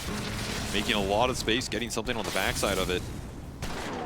Quest clawing their way back into this game a little bit. Don't want to feed too many bad team fights away from this Muerta and suddenly give her the talents that this hero also really wants as TA2000. It's all about level 20, right? Yeah. The level 15 talent is pretty damn good. I mean, 35 damage on a multi-shot hero is nice.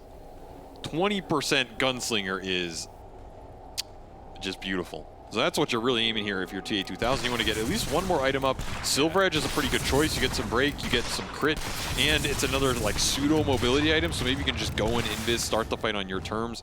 Looks like MKB is going to be first though, which is pretty interesting. It will be super nice versus NTS here if you can land the shots. You're just going to delete him from the fight. Yeah.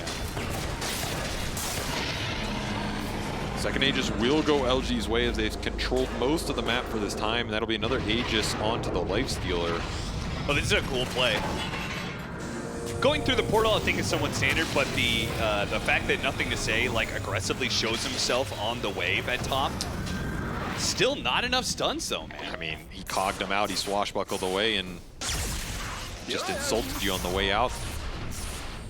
We need some like bashers or something. We need a. What we need is we need Kaori on PSG.LGD. He would be going straight Scythe of Ice on this Coddle. He'd have it right now instead of Glimmer Cape and Solar Crest.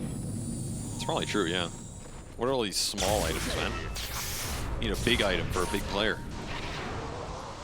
Nothing to Say, he's gonna try it again here. Shackle Shot does land. No.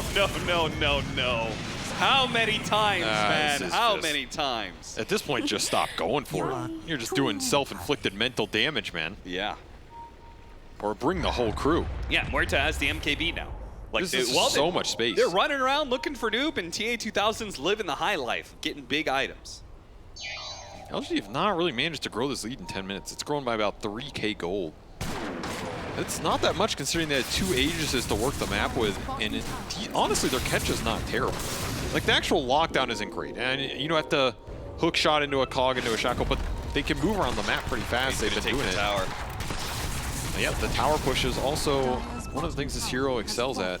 He's closing in on level 20. PSG.LGD, they're going to go back to where he is, but I don't think the IO is going to relocate him back. Yeah, he's going to leave the Muerta out there to get more farm. Maybe they didn't know, but the greed works for TA2000 here. He goes, what happened, bro?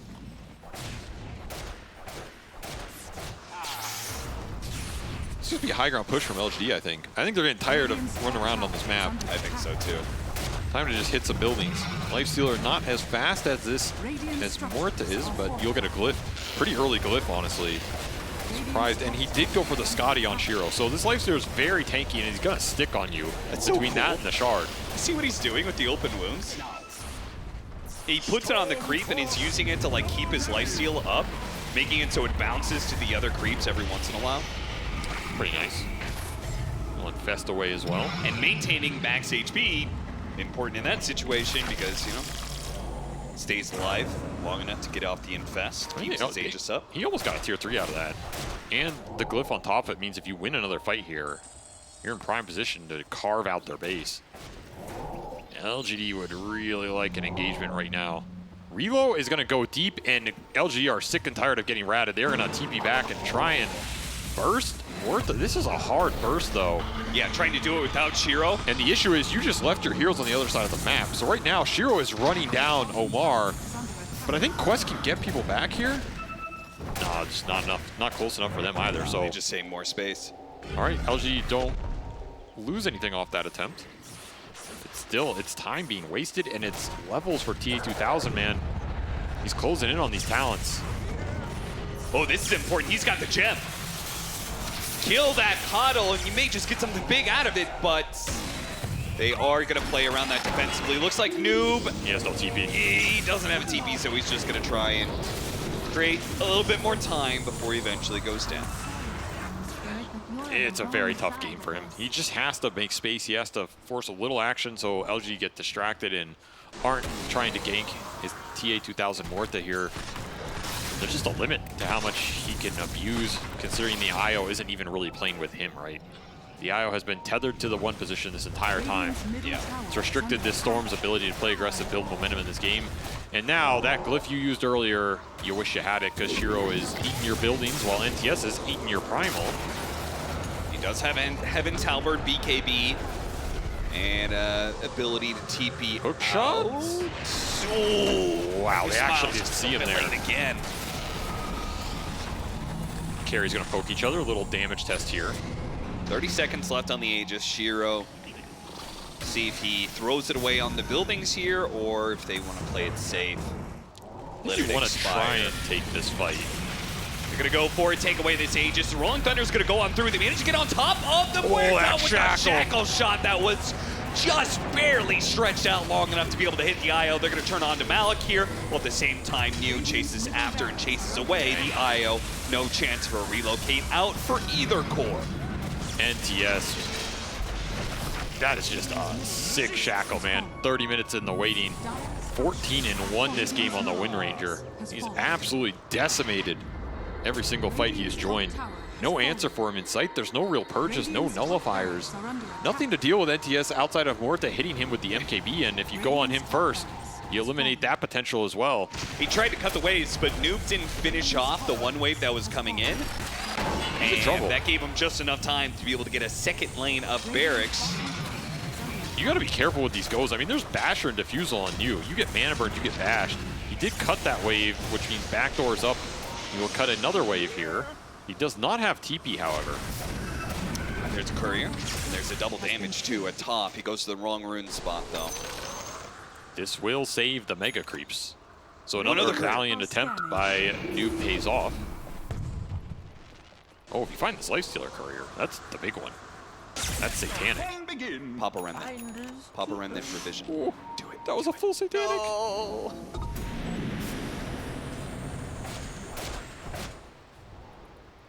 It's probably gonna cut a wave.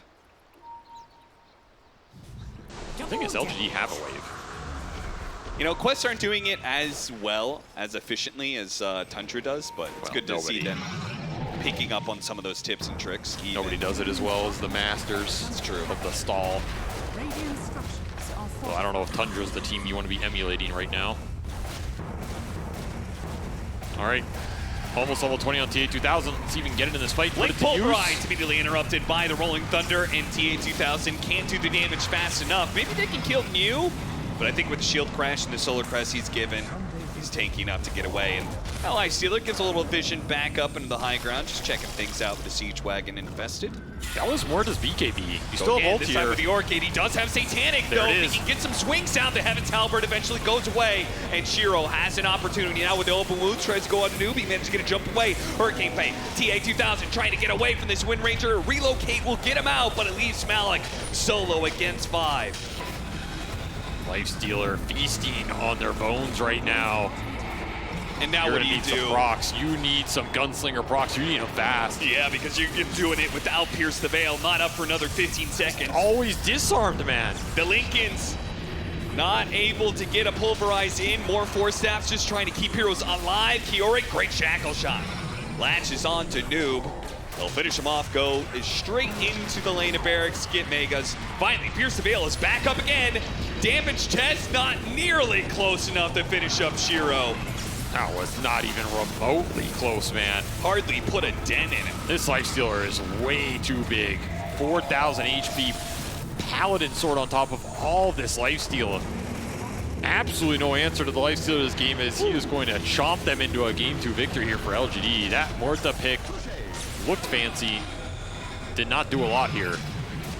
Definitely back to the drawing board with that one for Quest as yeah, it's a knockoff brand of the Gyrocopter. That's very true. It's not real luxury. I mean, if you're a poor man's gyro, I don't know what that says. They're gonna try and focus down the Wind Ranger here. BKB, Pierce the Veil. He's got a cheese. Yeah. Now you're gonna have to do it the hard way. Pierce the Veil, going out once again. The Heaven's Halberd, again on a ranged hero in particular, is so debilitating. That's pretty much your entire Pierce the Veil, and it leaves Quest with no damage to stop PSG.LGD. LGD managed to get the tie, and I believe saving themselves from elimination, and possibly even getting themselves into a tie or something for upper bracket. A very important game for them to win and continuing their run here. Maybe they had a little help with that Morta pick that was very underwhelming, I must say. However, I think their draft was pretty decent to deal with it. You have this Wind Ranger who you can't click until you have MKB way later on. You have a Lifestealer counter matchup that does pretty well versus you in the fights. This Pango matchup, I think, also can go both ways a bit. Like, sure, you can stand there and sometimes burst him, but he is pretty tanky. If he hits a big, like, shield crash, then you're pretty happy, and he's disarming you outside of your BKB duration, which is a huge factor for this hero. The Halberd on Shiro definitely paid off, and man, that early game looked way better, right?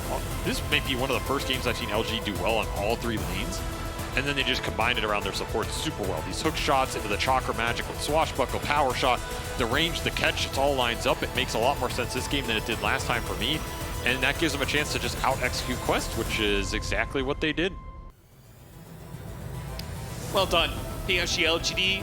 managed to put the winning formula together. I'll still argue that it's because Muerta is a bad hero. Okay, that's a fair argument. I don't think we've seen the full potential of her yet. I'm still waiting for a game where it's an ultra last pick Muerta with amazing matchups and all the help in the world, and then you're probably going to argue, well, they could have picked anything and they probably would have won that game. But, you know, I'll still believe in this hero a little bit. It's just like I said, it's a very difficult hero to execute.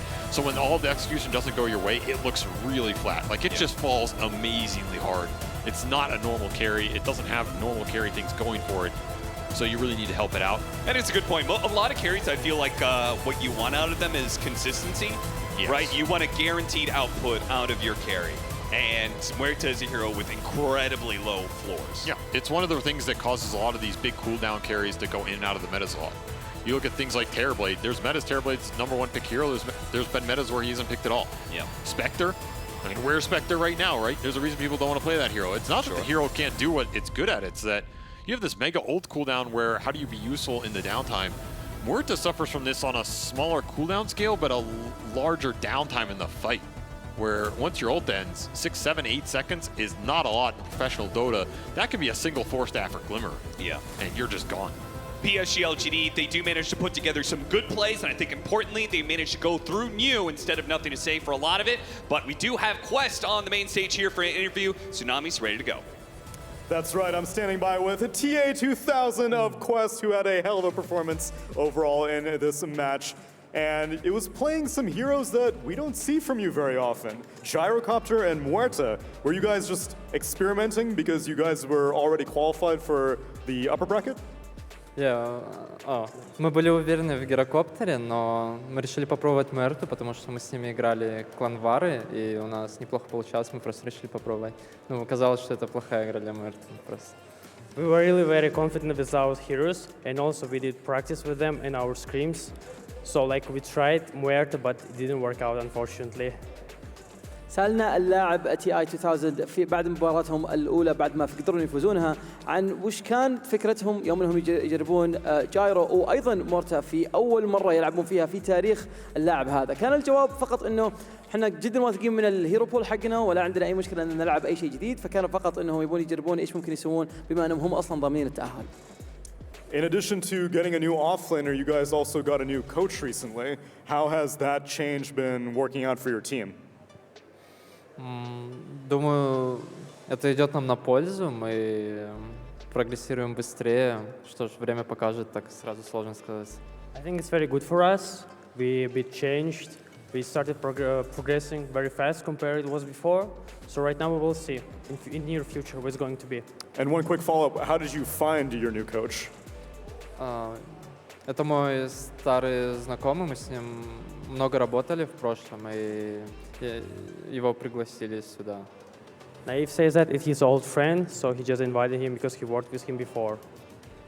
ايضا سالنا اللاعب السؤال الثاني اعزائي المشاهدين، نتكلم عن الكوتش اللي موجود مع الفريق. هو اول كان معهم اكسل، الان معهم قسهو. كنا نسالهم على ايش فرق الكوتش الاول عن الثاني. باختصار شديد الكوتش الثاني حقهم يقول انه صار يعطينا فرصه ان نقدر نتطور بشكل اسرع بشكل افضل من اللي قبل. سالنا ايضا انه كيف قدروا انهم يلقون الكوتش هذا. كان الجواب فقط يتكلم عن انه احنا كنا نلعب معه اول، وهو كان شخصيا يعرفه اول، كانوا اصحاب من اول، فيوم لقوا فرصه انهم لازم يغيرون الكوتش جابوا قسهو، وبعدين صار عندهم التطور بشكل افضل بكثير. Congratulations on securing upper bracket as usual, TA2000, and best of luck in the tournament moving forward. يعطيكم العافيه اعزائي المشاهدين، خلونا على طول نروح للاستوديو التحليلي نتكلم عن كيف قدروا فريق PSG.LGD ياخذون جيم، وكيف ايضا فريق كويست اي سبورتس قدروا انهم ياخذون جيم ثاني 1-1 النتيجه، لكن PSG الى الان يعانون في البلاي اوفز. That's it for us for right now. Let's send it back to the studio. Thank you very much. This game might not have gone Quest way, but they do still end in on top of Group A in the rankings. PSG.LGD though, this game 2 of the series, they showed us that they can turn it up. They can tune up, especially on that tempo. It was Nothing to Say that led the charge on his Wind Ranger, and they just did not give Quest much chances back into the game after a powerful start. I'm joined by Faith Bian, by Purge, and Effie. Effie, this game definitely played out very different than we thought it would. Yeah, we had a complete misread on this LGD draft, to be honest, and I think that's why Zhao 8 is the Emperor, and we mere mortals do not understand him. But I think I looked at this Lifestealer in the incorrect way. He was not the win condition in this draft, the Win Ranger was. All Lifestealer had to do was just farm, get really durable, and there was no damage to kill him. I loved how the tempo draft came out of LGD. Once Nothing to Say had a good lane on the Wind Ranger, it felt like he could play in conjunction with his Pango Coddle combination, and they were just wreaking havoc across the map, skirmish after skirmish, whereas Quest were struggling because they were trying to get their timings on Muerta, but LGD didn't let them. Yeah, the other nice thing about Lifestealer versus Muerta is you think that it might not work so well, but once you get Halberd to deal with her ulti and Scotty to make sure that she can't get away from you ever, it's like you actually do counter in the ultra late game once you have like 5 or 6 items. Yeah, and I really like the Windrunner pick. I think it's a turning point in the draft, and also Nothing to Say play this hero very well. I think, of course, PSG.LGD win all 3 lanes in this game, but I think mid lane is most crucial because he not just he chasing everyone around the map, and he also opens space for supports. So Clockwork and Koto can play on both lanes. That's true, and I really loved the rotation Clockwork and Coddle did to the mid lane when they punished that Storm before he was level 6. That was just really beautiful, and LGD looks like a different team when Nothing to Say has a favorable matchup in the mid lane. Like last game we saw him play the Primal Beast for Storm, which is so difficult, but watching him on one of his signature heroes, it looked like a different team entirely. Yeah, we had our commentary duo also during game number 1 say that support duo looked a little lost in that first game because they couldn't really support the Primal Beast the way they normally should be able to. But this game, we saw exactly what their plan was. Once we saw it in action, it was perfect synergy coming together for PSG.LGD. And they were mostly skirmishes in this game, and that was credit to, of course, the playstyle that PSG.LGD wanted to go for. For our STC play to analyze, we took one of those skirmishes. This one, though, this one kind of secured the game, Faith Beyond. Yeah, I think at this point they just no damage to kill the any. I can say any hero. I think Muerta just no he don't have a good condition to deal damage, and also they have pipe. Everyone is very tanky. Yeah. Yeah, that's true. With the pipe and the rage on a Lifestealer, it felt like there's just nothing to chip through him. And if you're not dealing with this Lifestealer, you've got this Desolator just hitting your buildings over. He's just this body that there's no solution to. Yeah. One thing that I did miss this game were the big team fight ultimates. You know, we had arenas, black holes, multiples of black holes for both Rubik and Enigma previous game, but we can't have it all. We did have, I think, a very clear MVP, especially after the second game. Come on. It has to be the Quidea MVP, Nothing to Say. He played phenomenal. His Wind Ranger was on fire, his hero got picked, and we know that he has the nickname of the Responsibility God, and we see exactly why, because when it counts, he can just turn it up and deliver. And him and his team get the win, which was incredibly important in this game, especially because they ended exactly middle of the pack with the 7-7 tying this series, but it does mean that they are, well, depending on the results, they're definitely not eliminated, but they might still be upper bracket or lower bracket. That will depend on some of the other results. But the MVP, Nothing to Say, MVP very well deserved. Sorry, for Nothing to Say. MVP very well deserved? Yeah, of course. And also, I think in game 1, he played quite well because he already have a bad matchup, but he still like find lots of chance, and his Blade Mail deal lots of damage to Gyrocopter.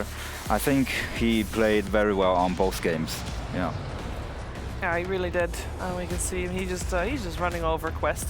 That being said, Quest, of course, with the win that they had earlier, they already knew they were on top of the group. They may have tried out something new with the Muerta. I don't think we're going to see that hero very often again. But can I give my kudos to Quest? Yes, you can. I thought the Muerta idea was quite cool. I mean, LGD had a much better understanding of the hero with their last pick Lifestealer. It turned out so nicely. But the IO Muerta is a really interesting way to attempt this hero, because they know IO plus a ranged hero works out very well for them. The TA2000 just mentioned in their stage interview that they scrim a lot of heroes like that, and it looks good in scrims, it just didn't work out on the main stage. But if you think about Muerta as a hero versus Wind Ranger, like it's kind of a hard counter to her, right? Like let's take the Lifestealer out of the equation, but she just goes ethereal form, and Wind Ranger can't do her physical damage, and then she's a really solid MKB buyer, so it can be a good way to punish this hero. So I honestly respect them for trying something like this. Yeah, I feel like it would have been completely different if they were ahead in net worth. They weren't, so it felt kind of bad, and that's what happened ultimately. And if I can, I have a very good example of this, because I really think you guys robbed the MVP. I think the MVP was new. Oh. Personally. Watching Bachelor, and I have proof, okay? We got a laning stage. Okay, Pangolier off lane. It's not good usually. Underperforms, doesn't feel very good. Now, for the noobs out there, when you use a skill, it's important that you maximize the value that you get out of it. So rather than using a nuke here, he's got shield crash level 1. Rather than using a nuke just to get one last hit, why not get a last hit and harass 2 different heroes with the same spell? And that is what New did consistently throughout the laning stage. And when he does this, he gets 40%, sorry, wrong tool. 40% damage reduction down there every time that he does this. So if he does this consistently, he's not only getting himself gold, he's harassing 2 heroes, and he's getting damage resistance, which allows him to fight his opponents. So this is consistently what he did through the laning stage. He went for a fast bracer. He did a great job last hitting right in front of his tower, and then every time that shield crash was up, even more often because the Coddle was helping him out, he would shield crash to get a range creep, and he'd hit both heroes, and then he'd back when it was lower on cooldown. So this is what kept him very, very competitive in last hits. Look at this, he's a higher level than TA2000 is. And partially this works better because it is an IO. The IO's gonna be close to the Muerta. That's therefore shield crash gets even more useful. Oops, sorry, 1 second, do a little toggle here. All right, and then once he hits 6 here, before TA2000 is level 6, Why You Smile rotates in, and they end up killing TA2000 using the first Pango roll. So this is like a case of not only is New guaranteeing his lane, he's also making sure the enemy cores are not as far ahead. Oop, one more time. And then he's like, okay, lane's free, I got these items, I don't need a full Vanguard, my team's having trouble, well, I'll show up for that. And the first, 20 seconds of this doesn't quite produce the outcome that they want, but let's see if we can jump forward without it going pixelated. Nope, we can't. I made a huge mistake. Oh, I've made a huge mistake. Technology. This is my fault. When you jump halfway through the clip, this is what happens. This is terrible. I'm gonna move on. He's rolling boulders really far away. I should have edited the clip. Rolling boulder. Literally, he does this long-range rolling boulder. That's where he kills the Rubik. They kill the Primal Beast afterwards. Anyways, he's the MVP of this game. He gets his Diffusal Blade. It looks like Wind Ranger got the kill. Okay, come on. This guy's got Diffusal Blade at 10 minutes as an off-laner. He's playing great. He was robbed. He was MVP. Shared? Would you settle for shared? I will not settle for shared. I will not settle for nothing to say being robbed. He played excellent. Also, they both played great. Sure, but Neo set that up because he shut down the Muerta and he helped shut down Storm. He was top net worth at the end of that clip.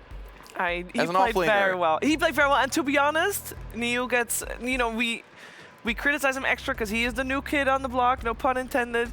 And he delivered this game, and it looked good. And Pango has had a really rough time looking good at Riyadh Masters so far. But this series is in the books. We can take a look at all the other series that are going on at the same time because, again, very important. This is the last row of games for Group A, so we're here to find out if there's going to be ties, if there's going to be eliminations, and we already are sure of one elimination because Gaming Gladiators getting a 2-0 versus OG means OG ends with a 5-9, and there is no way for them to still end up in some form of tiebreaker, so OG is your first eliminated team from Group A. We still have Team Spirit and 9 Pandas playing right now. 9 Pandas did win game number 1, so they are guaranteed 7 wins already because they started the series off on 6-6, which means they are definitely not going to be eliminated. Neither is Team Spirit. They are already with 7 wins. We're already with 7 wins before that. Very likely going to the upper bracket together with 9 Pandas and together with PSG.LGD. But a lot is still hanging in the balance between EG and Extreme, because if Extreme does not win their game against Evil Geniuses, that's going on right now, then they are eliminated and EG moves forward. And that also means that EG is at a 7-7. And like, if that happens, then we might have a tie for upper bracket, lower bracket. We might have a three-way tie for upper bracket, lower bracket, depending on Spirit Night Madness. Who knows? So far, we all know that now OG is eliminated and Extreme Gaming is fighting for their tournament lives. That's all happening on other streams, of course. And I mean, yeah, I do think. I mean, last time when we checked in with Jenkins, he was really relaxed.